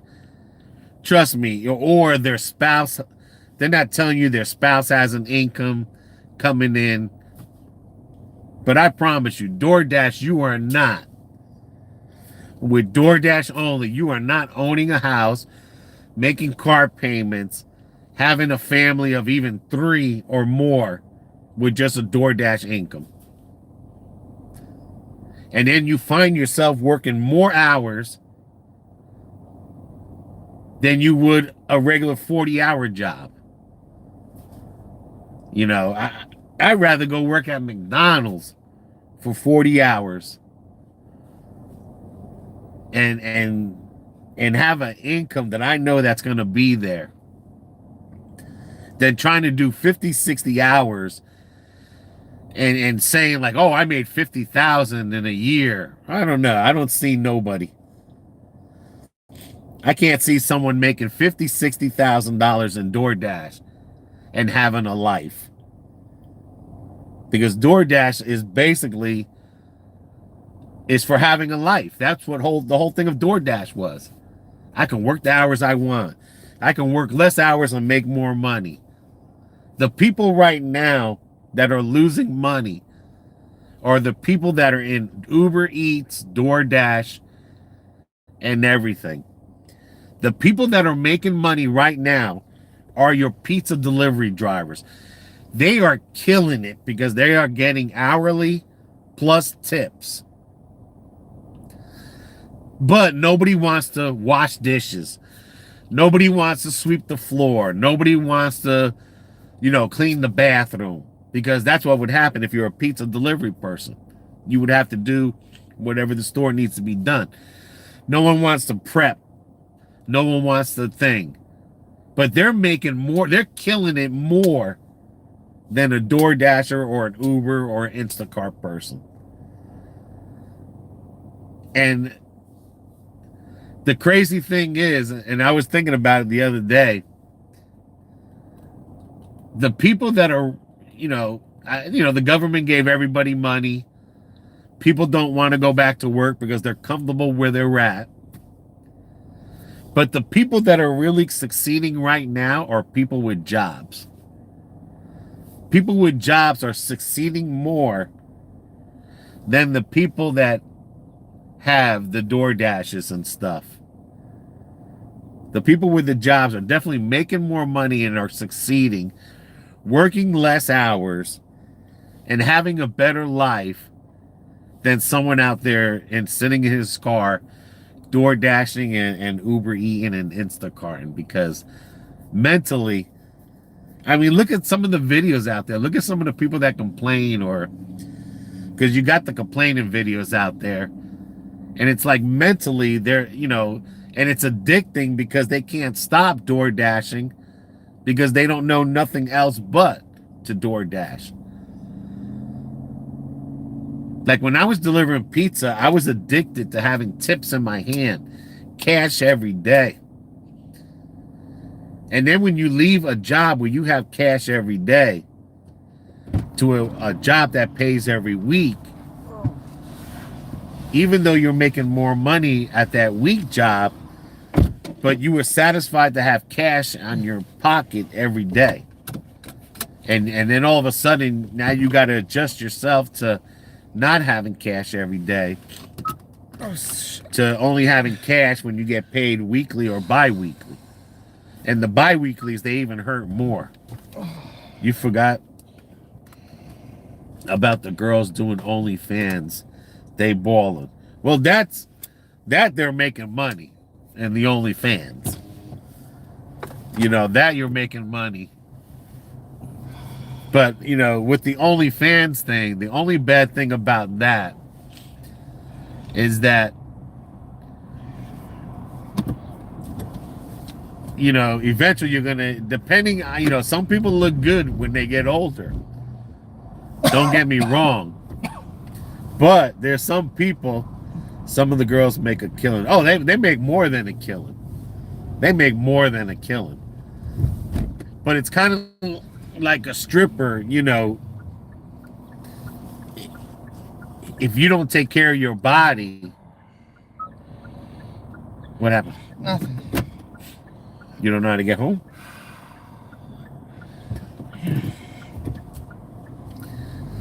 If you don't take care of your body, you will age not too well. And there's some people that like that. They'll still make money, but yeah, OnlyFans, yeah, they're killing it. There was a girl on there selling her farts. What the She was farting in a jar and selling it. I mean, just crazy shit. People,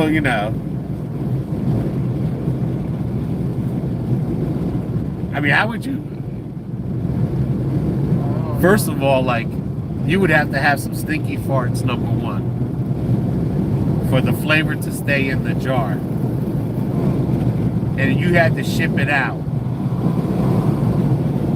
And you have to have bowel movement, because say if you needed 50 jars of farts, you have to produce at least 50 to 100 jars a day, and hoping that they stay smelly. So when it gets to the person and they open it up and they smell it, they want to smell that. So just imagine what you got to eat to make your fart stink. You got to eat like asparagus. A lot of fiber. A lot of fast food.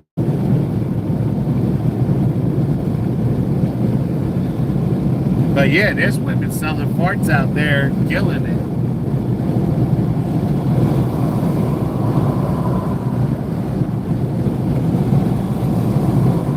I mean, I wouldn't pay for a fart. Hey, people's got all kinds of weird fetishes. Yeah. I don't know if you guys would pay for a fart, but I wouldn't pay for a fart. And then just imagine the person dating that person that's selling their farts. You have to smell that every day. Okay, they got a racetrack up here. And then when she takes a dump, she's probably blowing up the man. That's like having Kim Kardashian having stinky farts. And some guy just buying them, smelling them. But the person that's got to live with it, he's probably wearing a gas mask. He's probably going through hell.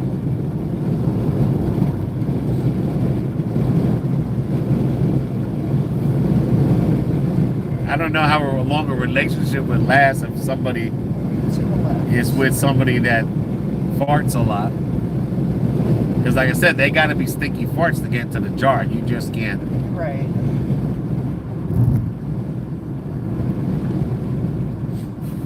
Usually those silent motherfuckers. Those ones will kill you. Yeah. All right. Clearly, Cameron has thought about it because his career changed.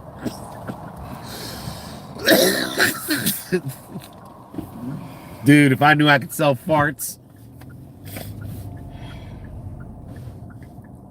and make money, I'd be stirring up the stomach, boy.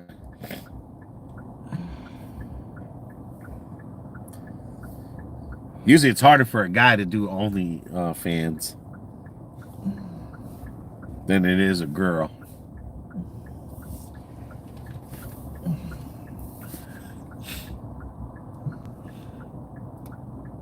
There's people where, and you see them on YouTube too, where they just eat AMSRs, they're calling, and the women are just eating, and people like listening to them chewing. And then I seen something somewhere, I don't know if it was on TV or something, where it's like there's guys out there they like to make their woman heavy, so they keep feeding them because they want them, get them real fat. I think I seen that on TLC? Yeah, on the 1,000 Pound Sisters, where they say that there's people out there that love to feed. Yeah, I've seen stuff like that, Kevin says, where they love to feed their women to get them real fat. I mean, that's another level thinking there. That's just Demented? I don't know if you call it demented, but I mean, if you like big... You gotta remember, we're hang on. After this white one, go ahead.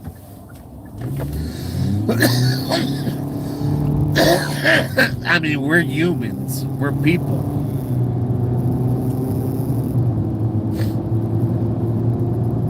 I mean, people just didn't wake up like the way we are living today.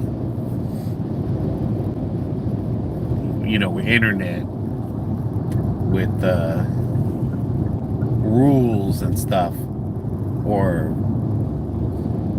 how they look at you, like bullying and judgment. People back then... Shit, bullying has been going on since the world began. Well, I'm saying there it is over there. Okay. But what I'm saying is people back then, before, you realize that, when there was rules to say, oh, you can't do this, you can't, that's sick, this is not sick. I mean, people are always going to be people. Oh, that's like everyone thinks back in the medieval days that all these women were tiny, and they weren't. A lot of men back in those days wanted a plump woman. Well, I mean, they say like in Africa, if you have a plump woman, She's healthy. Well, not that. She can cook because Yeah. that's how the Africans would get their women. They would go after the plump size women because they know that person can cook. Because that's what they, you got someone that can't cook, you're going to starve. But I'm just saying, like, we're humans. Regardless, there's always going to be some of us out there that are just still Back in the caveman days or something. Right. Because they got that Neanderthal thinking going on. It's kind of like an animal. You teach them a dog or a cat. Like nowadays, you got cats that are eating refrigerator food, dogs that are eating now refrigerator food. They're going to doctors. We were watching a show yesterday where the cat guy was trying to calm the cats, or trying to figure out why the cat's attacking everything. Yeah, and then everybody. He's prescribing medicine because the cat has anxiety. Like, what the hell? Like, first of all, it's a cat. It's an animal. Like, all right, we're all going to go back.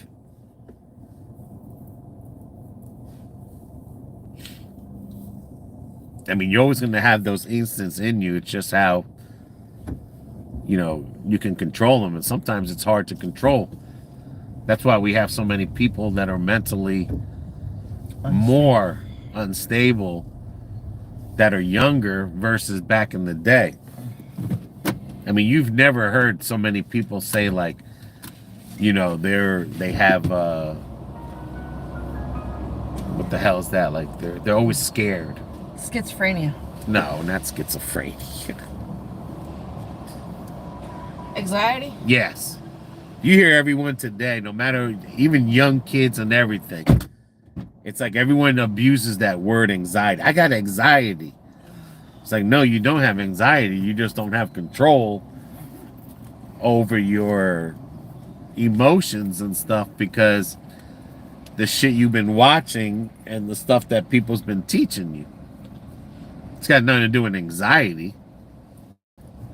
It's just got how, like you were lost in the training of growing up.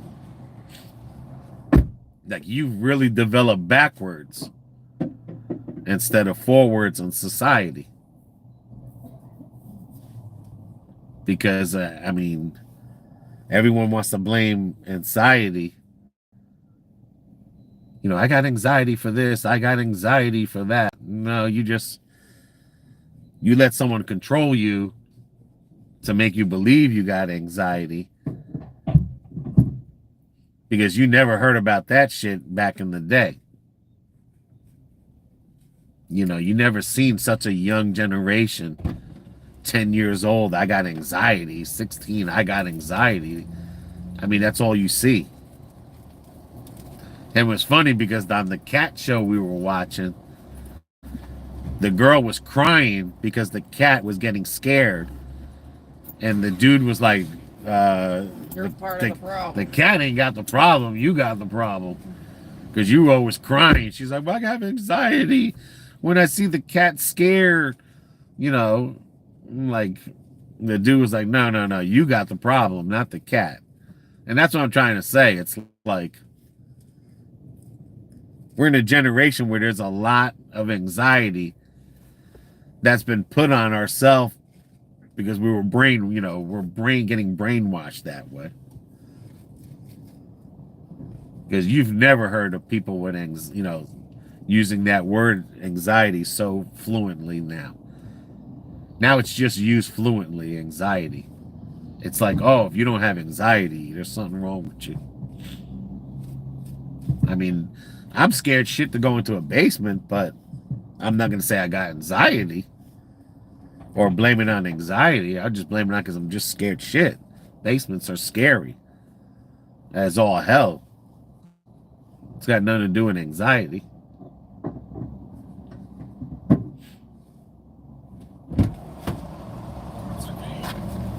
But with, like I said, with DoorDash, and you get a lot of anxiety because you're sitting in a car and you're wondering what the next dash is gonna be.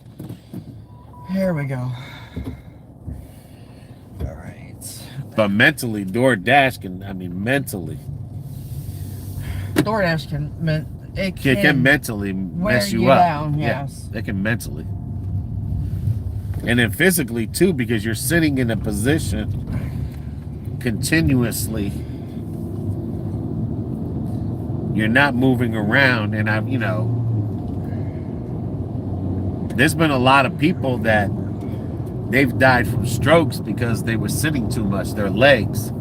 Yeah, you've got no circulation, you've got no movement, no blood flow. There was an ABC guy when he went to the Gulf War. They said he was healthy as everything, but because he sat a lot on the tank, he died from a stroke from sitting too much because he wasn't moving his legs a lot. And when you're sitting in a car for that long, especially the ones like myself, where I was sitting in the car more and you were getting out, I wasn't getting out. I was sitting longer. But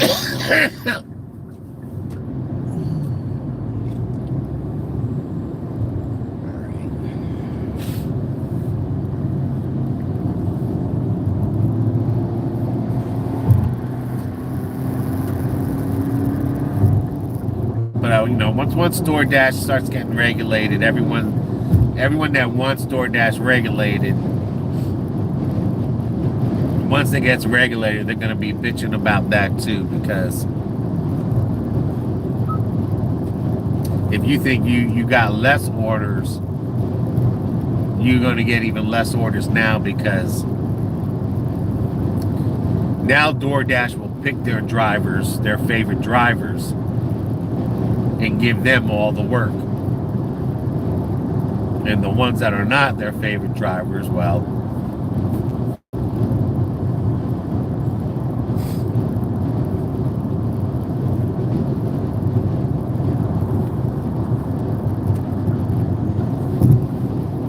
but like I said, though, the people that are making money right now are the pizza delivery people.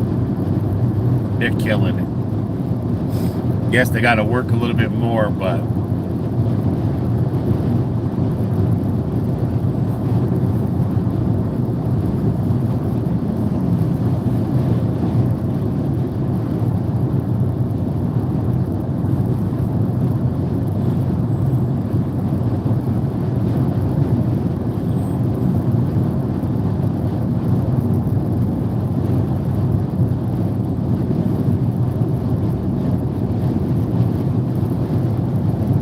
I know California got that Prop 22 or something. There's still people complaining about that.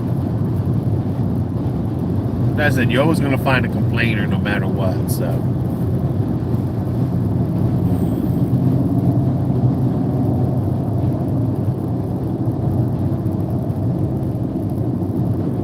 And then they think they want to overthrow DoorDash to get them to shut down. But it's like, why would you want to work for someone to shut it down? Because then you won't have no work no more. Because in DoorDash, you're not putting no money towards your retirement. And you're FICA, you're not putting no money towards that. And you're not putting no money towards unemployment.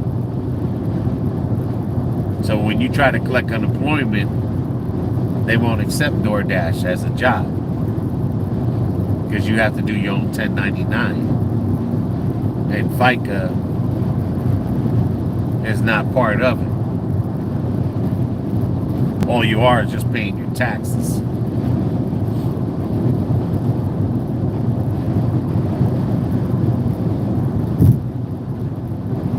So if you ever, you want to go collect unemployment, you can't. And you can say, well, I got proof I was DoorDash, but see, the companies, you pay a little bit of FICA, but the company puts the rest, what people don't know, in on FICA.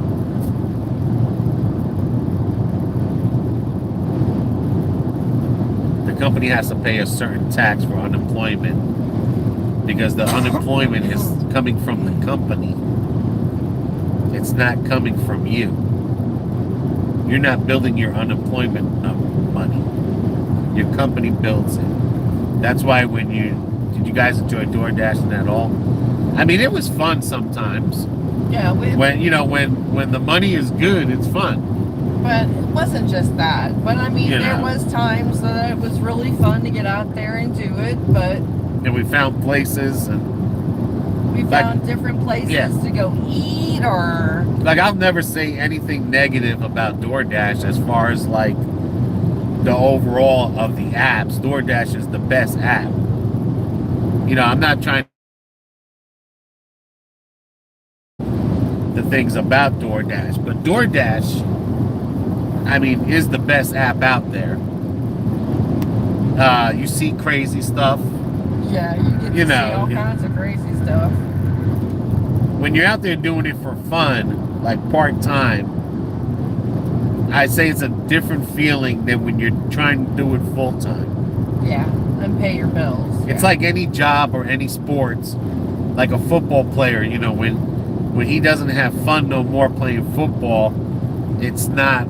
Then it's time to get out. Yeah, it's not really, and it's like DoorDash. You're not having fun DoorDashing, and you're always, complaining about it or stressing about it, then that's when you start thinking like, well, mentally it's not there, But no, I mean, we had fun making videos. We seen crazy shit. Oh, yeah. It was great. But then you start thinking about it, you're getting addicted to it. And not even a regular job, you get that addicted. How many people get up, addicted to their job? I mean, there's a percentage out there, but it's a very low. And a job, that they're going to, like working at SeaWorld, for example, or working at Disneyland. You have a percentage of people that love going out there, like doing the caricatures or they do the shows. They're singers or dancers. They love doing that. That percentage is low. After a while doing DoorDash, you have fun, then it becomes addicting. Then that's when it's bad because now it's kind of like, people that eat a lot of things or watch a lot of TV, it just starts getting to you.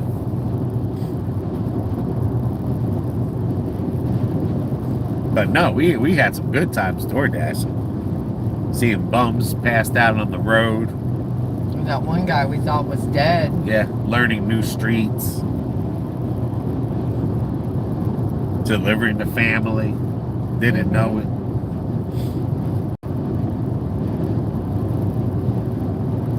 But then you start getting those shit orders and that just takes everything away. You're like, psh. Yeah. And that's what it was. It was that top dashing. When they were promoting that top dashing, it was really just a bullshit. It was just all bullshit. Just to get you to bust your ass for nothing. To get you to stress out. Because all they cared for was just to get the order out.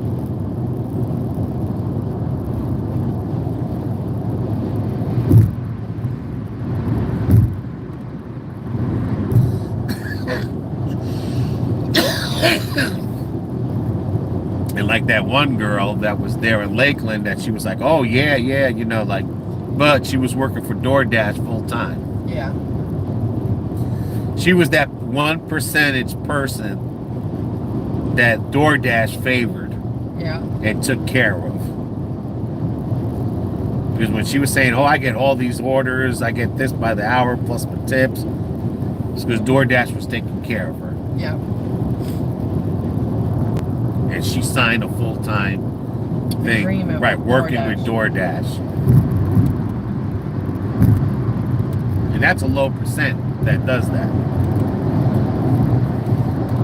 Those are the ones that are taking all your orders. Yeah.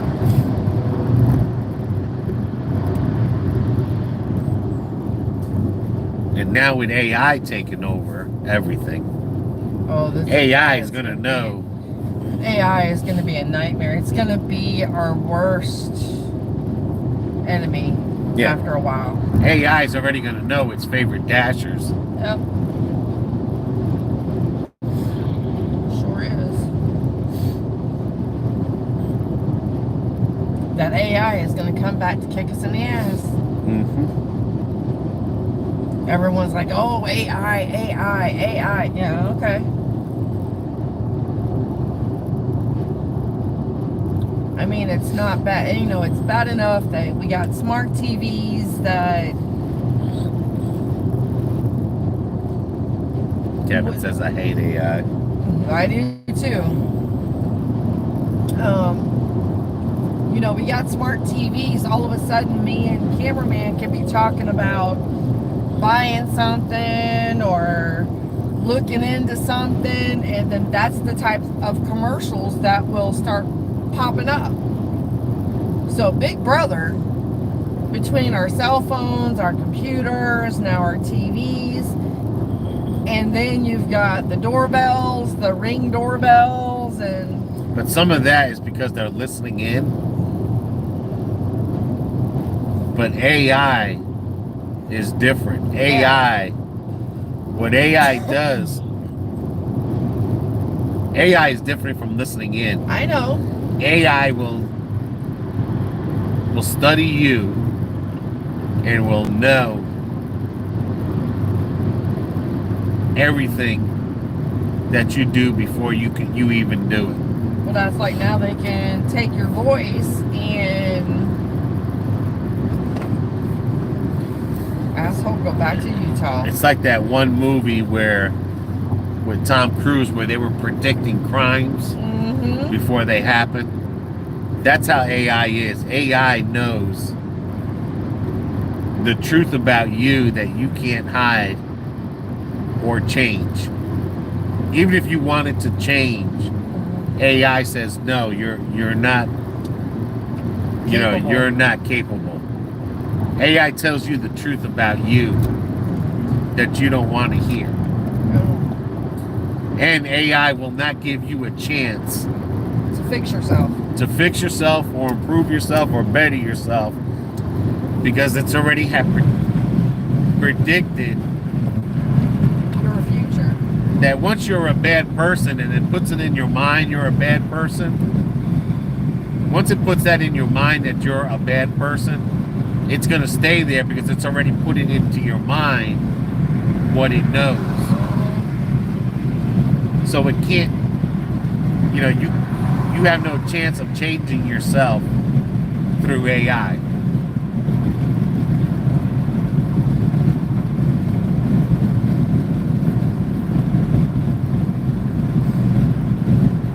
It's like people that go on a diet.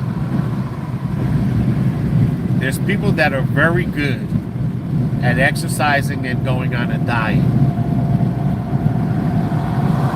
And then there's people that aren't. We can blame, it's genetics, it's insulin resistance, it's stress, it's this. Because we're humans. But AI is going to look at you and already know, like, oh no, you're a person that thinks of everything. You're never going to succeed. And once it puts that in you, that's it. I mean, that's how people are going to get hired from jobs now. Yeah, they're going to put your name in a system and the AI is going to figure out your birthday, you, and tell them if you're even worth hiring.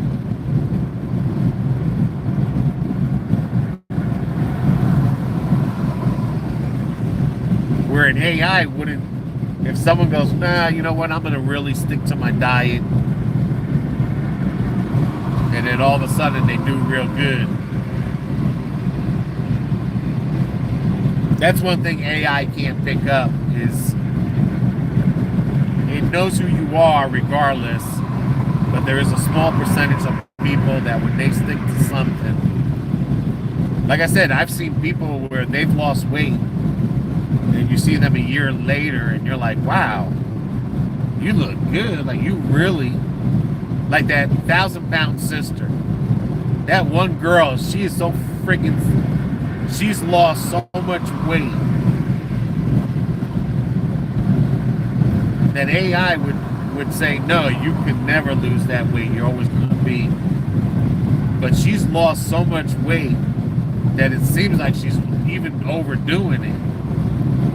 But the point is, it's, you know, she's changed. Hey, Knowledge. Good morning. Good morning, Knowledge.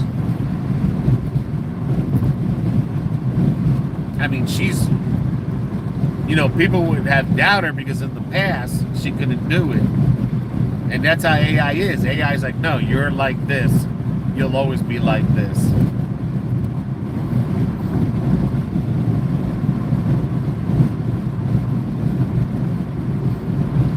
Well, it ain't got that advanced yet, but it will. Yeah. It's there.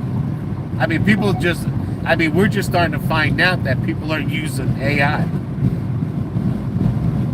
We are literally starting to find out that AI's wasn't around when people said it wasn't around. AI's been around undercover.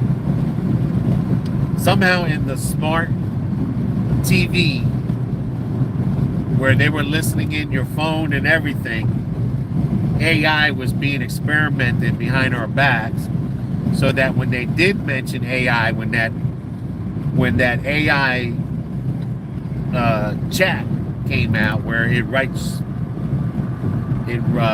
people were doing their homework, Yeah. through the AI chat thing. That's when they said, oh shit, we got to tell people now that there's AI out there. But AI is going to be with working, hiring, Yeah. everything in your life. It already is. You're going to be judged on what an AI says to the person that's doing all that.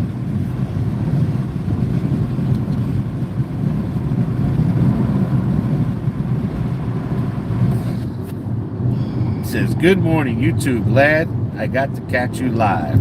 It's nice to see you. It's nice to see you too, Knowledge. You know, and a lot of these newer TVs where we're thinking that they're listening could be all AI. It's just, It could be. and the more apps that you get on your phone, the more apps that you fill out. I don't care if it's to get a free French fries at McDonald's, to a free appetizer at Chili's. That's why I don't like doing none of those apps. All that information AI is gonna, is absorbing about you. AI is good and bad. Sometimes I think it depends on who is using it and how they are using AI. Well, I mean,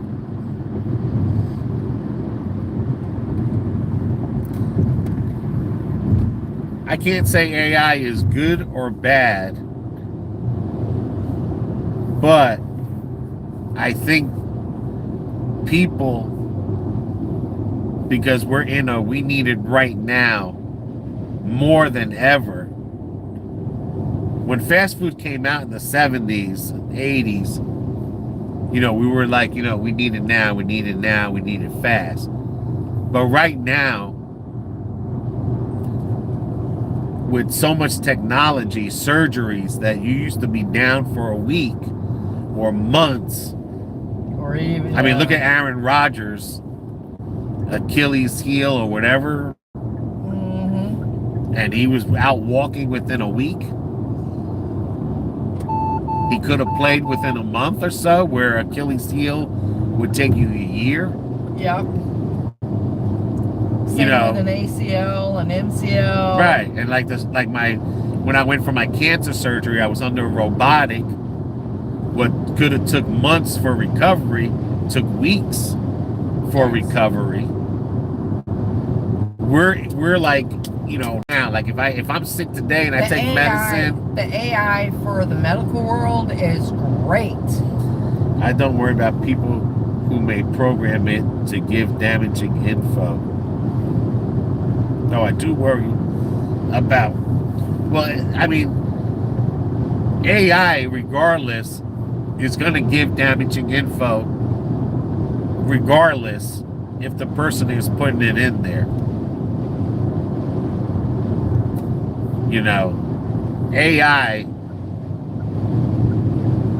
does everything. It's not just going to do, well, this guy only wants good information. No, AI is literally will figure you out, and you will not like what it has to say about you. Because like I said, as humans, like I was, you know, using the diet, I've even seen kids I've seen kids that they grew up bad, evil, whatever, or bad, we'll say, arrested, whatever. But when they had kids, they made sure their kids went to school and they studied with their kids than a rich person that had money to send their kids to any school they wanted to. AI wouldn't know that you can change. It would just figures, okay, you're a thug, you're this, you're always going to be like this. And once it puts it in your mind that you're like that, you're going to stay on that path. AI is not going to know that there is a certain percentage of people, like I was saying, even with dieting, like there's people out there that will stick to a diet and everything, and you just got to be so impressed because you're like, damn, man, how did they do that? You know, I wish I had that thing in me, that thrive, right, that motivation in me to change. AI is just going to tell you like it is, like, no, you're a fat fuck, that's it. You ain't never going to change, you're a piece of shit. You're a good person. You will always lead a good life. You're a shitty person. AI is putting you into those categories. It doesn't, you know, figure that, oh, this person can change. Because it's already figured you out. Change comes within. That, you know, it doesn't just come just because someone tells you, yo, you're going to change. Even the way they are able to record BB's heart info, it is so awesome and helpful. Yeah. Yeah, now the AI for the medical world is great. You know, that's going to help our technology. And it's going to help with, you know, certain, and I'm hoping, too, with the AI, with the research that people are doing for like kids' cancers and stuff like that, that maybe it would help develop the necessary drugs that we need to stop cancer in general. But the thing is, AI can choose. There's a negative to it because... Well, there's a negative to everything. No, I understand, but what I'm saying is with AI, just being a freaking human. AI can just say, don't use this help on this person because they're going to die anyway. This person you can help out because they're going to live. See what I'm saying? It's pre-thinking. Yeah, well, you know, then that's Look at all the people that were told. It's called being an artificial god. Right, but what I'm saying is, there's people that have been told you got 6 months to live, and 2 years later they're still living. Yeah. And people can't figure out how a person had cancer, never had nothing done to them, and you know boom, they got cancer no more. AI doesn't see that. Doesn't see the will of humans. AI will pick you and judge you and determine your future and say, like, you know what? So what they've done He's a is smoker. He's this. I mean, it's just like a smoker doesn't get cancer, but then yet a non-smoker does get cancer. AI can't see that person that doesn't smoke and says, oh, he'll get cancer in the future. He can't predict that. What he can predict is like, oh yeah, he doesn't smoke, let him live. This guy's a smoker, screw him. And the smoker that gets cancer can say, you know what, I quit smoking, I'm changing my life. It doesn't figure all that because it's already predetermined that, nah, you're not worth it. And that's what's bad about AI, because in the hiring, when they hire, I'm sure there's jobs out there that they hired through AI. They are now. And AI is just going to tell them, well, hell, this guy's not worth hiring. But then somebody who's freaking lazy, oh, well, he's worth hiring because he has less, you know, the guy that quits jobs every week versus a person that doesn't quit jobs. You would want to hire the person, even a human would want to hire a person that never quits jobs. Well, that's how the AI is going to determine now. Yes, I have a friend, had liver cancer, was given 2 months. It's been 2 years. He's still going alive. Cancer's gone. All done with natural treatments. Right. Now, AI would say, well, this person doesn't have his percentage of living. It's not worth helping him. But hey, this person here, he has a better chance. And then boom, the guy that had a better chance could die before the person that didn't have a better chance. So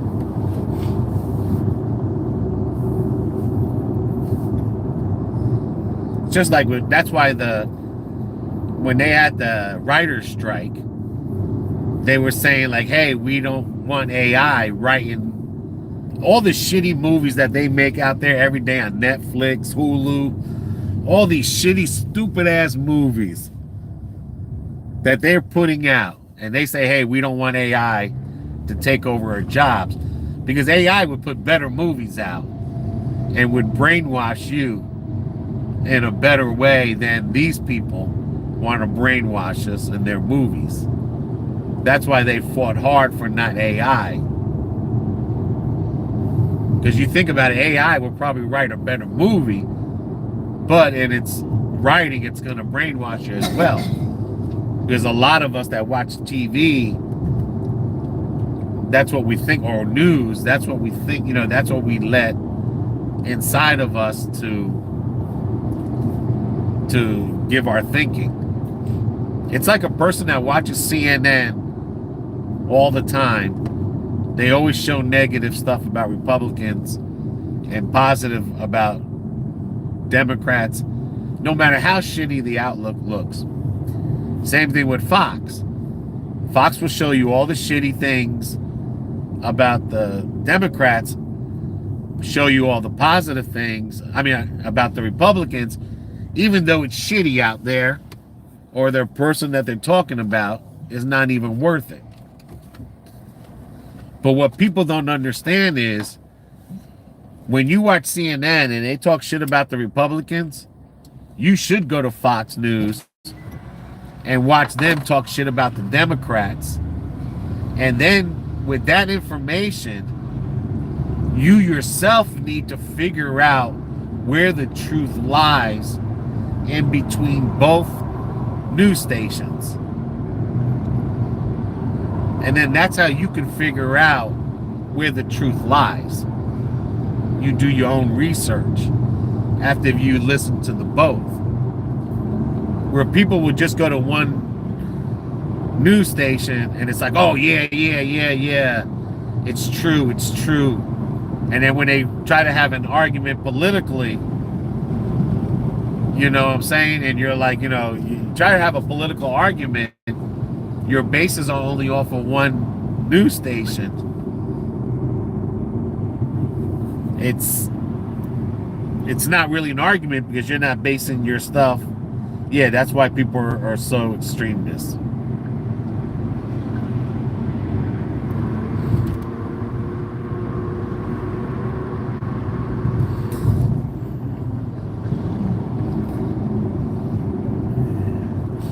But that's,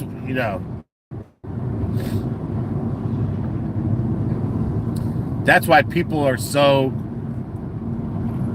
right, extremists is because they're not taking the both. They don't want to hear, like, I don't want to hear an actor talk politics. He turns me off, especially if he's not about my politics. He turns me off to watching him no matter what color or whatever he is. I don't want to hear a football player talk about politics because if it's not my politics, he turns me off to him. And that's the kind of society we've become. That we'll let something like politics or religion or whatever turn us off because we're not listening to the both sides. Because everyone knows Fox is going to always talk good about the Republicans and CNN is always going to go talk good about the Democrats. We know that. We should know that already. That's why it's good to listen to both. Because news now is not... Well, now they don't have to tell the truth. Everything's an opinion and not the facts. Right. And that's why you have, they want you to make... They want to make you think everything is crazy out there in the world, but it's really... It's bad, but it's, not as bad as they make it out to right. be. And then what is really bad, we're not seeing. Right. Because it's being covered up by bullshit bad. Right. I mean, first and foremost, everyone should be worrying about all these people coming into the country illegally. Yeah. That's in the best interest of everybody. Because where will we have a society now that they're protesting like the Palestinian and Israel war? That would be like if people were protesting for Hitler in the United States. I mean, I feel bad for the war and everything, but you know what I'm saying? That's not our problem. That's something that's been going on forever that they'll never fix. That's for sure. I mean, the whole Arab nation has always been fighting. You don't see Disney in Iraq. You don't see Disney in Iran. You don't see Disney in Palestine. You don't see Disney in the Jewish thing. Why not? Because they're always fighting. That's something we can never fix. Because their fighting is political and religious fighting. Just like you'll never see Disney in Russia. Right. A lot of people are creating videos that are lies. Yes. They can make videos to look, yes. Especially the ones where they got the face now where you can look like you're an actor. I can't remember what that was called, but the face thing. But that's all I'm just trying to say. It's like them Arab nations have been fighting forever, before the United States were even here. Religious fighting has always been. All I'm saying is like we need to just be careful on who's coming into the country and do it the right way, because there's people out there doing it the right way and they get shafted and screwed because they're doing it the right way. And they make it harder for them than the people that are just easily walking in. Yep. I've seen this with political issues. That is especially scary with politics. Yes, it is. It is. It's like I said, we're worried about COVID, but we're letting these people in without being vaccinated, without thing. We're worried about Ukraine's borders, but we're not worried about our borders. Just doesn't make sense. It government just doesn't. You can't fix your own back. If you can't fix your own backyard, don't try to go fix someone else's backyard. And that's why, you know, just because my president says Russia's bad, trust me, the Russian president is saying America's like Iran. America no good. So what do some of the Iranians think? Not all of them, but some of them. America's bad. So just because my government says Iran is bad and Iran's government says America is bad. Well, I mean, a lot of Europe thinks that Americans are conceited, we're cocky, and, you know. Well, that's what I'm trying to say. In some sense, we are, but they have to realize we don't have to live, or I guess part of England, or not England, but Europe in general, you know, they still kind of live like, if you're in this class, it's harder to move up. So it's like they're stuck where they're at. It's really hard for them. To where here in America, if you want to work your ass off to better yourself, you have that opportunity, and nobody can tell you, no, you can't. Now, Kevin says America has always been involved in other people's business. You're right. This is a new thing to be involved in foreign countries. But we got in because for the longest time, until World War I, America didn't want to be involved in everybody else's shit. It's when we got involved in World War I and then II hit, and that's when America's like, no. And I'll tell you right now, we have got the best freaking military in the world. Our military is stronger than China's, Japan, the UK's, Russia. That's why everyone comes to us. America in World War II, they wanted to develop NATO. They wanted America to head it up, and America's like, nah, we don't want to be involved. You know, we got out of this war pretty good. We want to stay out of it. Well, a lot of it too. World War II hit, and that's when America said, oh, hell no. We're going to defend our goddamn country. Well, a lot of it too is the... and we are the only country with military bases around the damn world. And a lot of it too is because of the best interests of America. Right.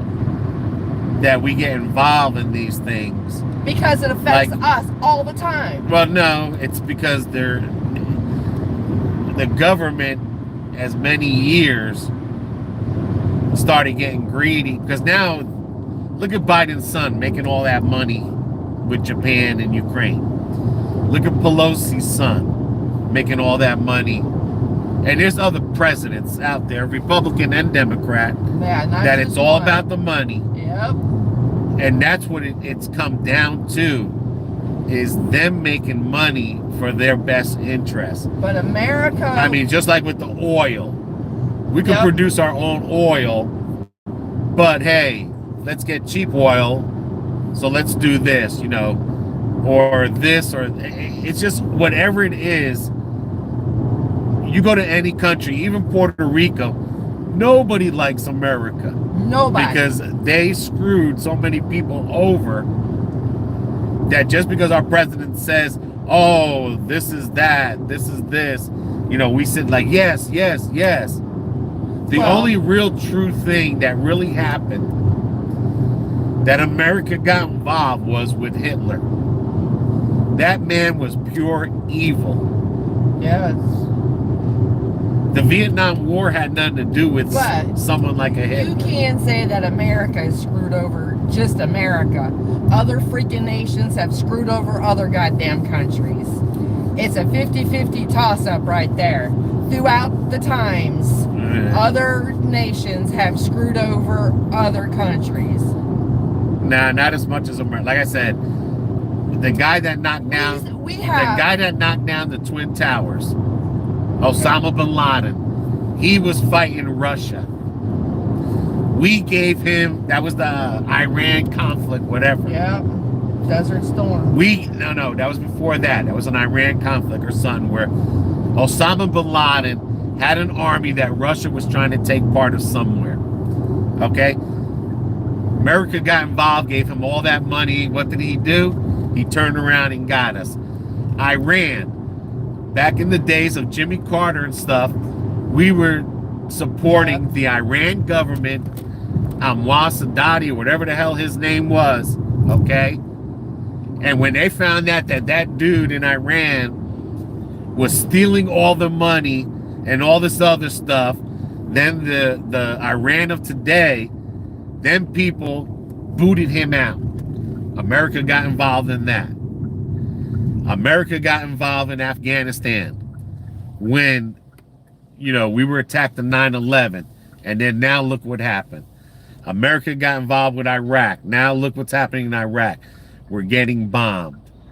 And now Iraq is talking about, we don't want American units here no more. That's because NATO doesn't want to get involved. But I'm just trying to say, America has to have their developed. fingers in everything because it's in their best interest that they're out there trying to control everything in secrecy. And we're supposed to say, oh, Iran is bad. And yet in Iran, they're like, dude, America is the, like, well, we don't see you because we're not over there, is what they're saying about us. So who's right? Is it because we say they're bad, or Russia's bad for what he's doing? Or is the Russian people that are right, that agree with what Russia's doing? Who, like, you know, who's right and who's wrong? You know, just because the United States says they're bad, that doesn't, you know, that's how the United States wants to feel. Bad. The United States wants to make everyone feel that what they say is the God-given truth, and everybody has to listen. Why? Because they use money and they pay these people, and these people are going to do what we say. And that's the problem, is that we just have too much out there, and we're too easy to judge someone because, you know, like, look at the Jewish thing that's going on. You got people here protesting for Palestine. I'm not saying you shouldn't, but you got gay people protesting for Palestine. You got women protesting for Palestine. Go to Palestine to see what they do to gay people and women. Yep. And you won't be protesting for them. Nope. You know, I want Palestine to have a good, you know, government. I want them to live peacefully. But you got to get rid of these people that attacked Israel before you can have that. And if you got to annihilate the whole freaking, unfortunately, you got to, I mean, these people are using hospitals, schools as their military. They got tunnels. The whole freaking country there is a tunnel. You got to eliminate these people. And unfortunately, eliminating them is not pretty. And let them start from the beginning and say, listen, man, you need to vote some real people in there. But it is what it is. It is. And unfortunately, I mean, they've been fighting in that side of the world forever. Forever. I mean, that's been forever. You know, that's since the time began, I think. I mean, like I said, you know, back when, you know, you had Israel needed that. Israel needed to clean up that area without being bothered. You know, and let that happen. I mean, it's unfortunately innocent people, but we can't blame Israel for those innocent people because these people are using hospitals. They got tunnels going to hospitals, schools, churches. They got so many tunnels, a freaking roach would love that country. And we don't see that, you know, and they still have hostages. They still have hostages, and it's like no one sees that. No one cares. They still got hostages. Those hostages don't mean shit to nobody. Not anymore. It's like, dude, these people got hostages. And we talking about stop the war. Let's, hell no. You need to annihilate. Give me my hostages back. I'll think about it. If not, I'm going to annihilate you. They want to call it ethnic cleansing. That ain't ethnic cleansing. Unfortunately, that country has been so bad for so long and has built so much stuff for so long. Hate between one another. You gotta, like when there's a difference when you take a shower with a soft cloth and you take a shower with a scrubby. You gotta use the scrubby on Palestine. I mean, you literally gotta annihilate every part of that bad people, whoever that group is that did that to those people. Another thing is it shouldn't matter whether you're Jewish or Muslim. You believe in your God. And nobody's never had, other than the Christians, nobody's never had an annihilation of an ethnic group than the Jewish people. Yes. And that was let me tell you something. Hitler. If they had more killings than on the Jewish Holocaust on this one day, that would strike fear and anger in me too. Yep. Because like I said, no one's never been more desecrated than the Jewish. Than the Jewish people. Yep. They have been and I'm not saying that they don't give it back, but I'm saying that is one group that they just want to wipe away. Yeah. For some odd reason, they want to wipe them away. And if, like I said, it's kind of like you living in a neighborhood and you're always getting bullied on, and you finally fight back, whether you have to kill someone to stop bullying you. You gotta do what you gotta do. You can't say, damn, man, that dude was wrong for killing him. And you don't know what he's been through. Right. We don't know what them Jewish people been through. I don't know what them Holocaust people been through. Oh, I don't know what those people on that day of the concert were been through. But I know one thing, like, they know what it's like over there. Yeah. And it ain't pretty. Enough was enough for them. And unfortunately, it's something that's going to be in the history books. And then we will see what will come out of that, because I look at it this way. If you're Muslim, you practice your faith your way. No one God is better than any other God. Whether you're Muslim, Jewish, Catholic, Christian, whatever. Or even if you believe in pagan gods. That is your belief. You should be able to practice and believe it your way. But to say my God's better than your God. But the thing is to support, is to be a gay person or a woman, to support an organization that kills gay people and women. Yes. Duh. Yes. Like, really? That's like someone that's anti-abortion supporting a group that does abortions. Right. That does not make sense. It just doesn't. You should be lucky you're in a country where you can.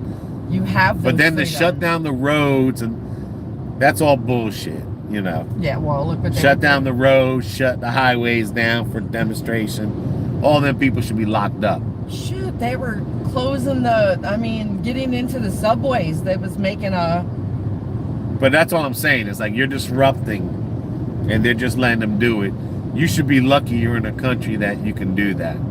Because go try doing that in another country. You ain't gonna do it in Japan. You ain't doing that shit. There's that in biggest thing right now with this guy in London or England. He was playing the piano, and there was these Chinese CCP people and telling him, hey, stop recording me and all this other stuff. And now they're trying to find out that one of them was a spy and she was on camera. Like, they didn't want to be on camera. But and it's all over the news and everything that they were telling them. Like, the guy was like, this ain't China. And then the Chinese guys, go to there. He's like, that's racist. That's racist what you said, that we're not in China. The guy's like, dude, we're in London. This ain't China. We're free over here. We're free in this British country. I Like, hate to tell you. and that's what I'm saying. When you got other people in London, from other they countries have telling cameras you, everywhere. but the point is when you have other people from other countries telling you what you can't do, that's how soon the United States is going to become. You're going to have people here from other countries telling you, hey, we don't record me. All of England's countries, they've got CC cameras. But it's all over the news and everything. Everywhere. I mean, that should be common knowledge. All right, baby. We're at our favorite Publix. Yeah. So until the next time, guys. Thanks for joining us. Yes. Everybody take care. Take care of one another. Take care of yourselves. See ya.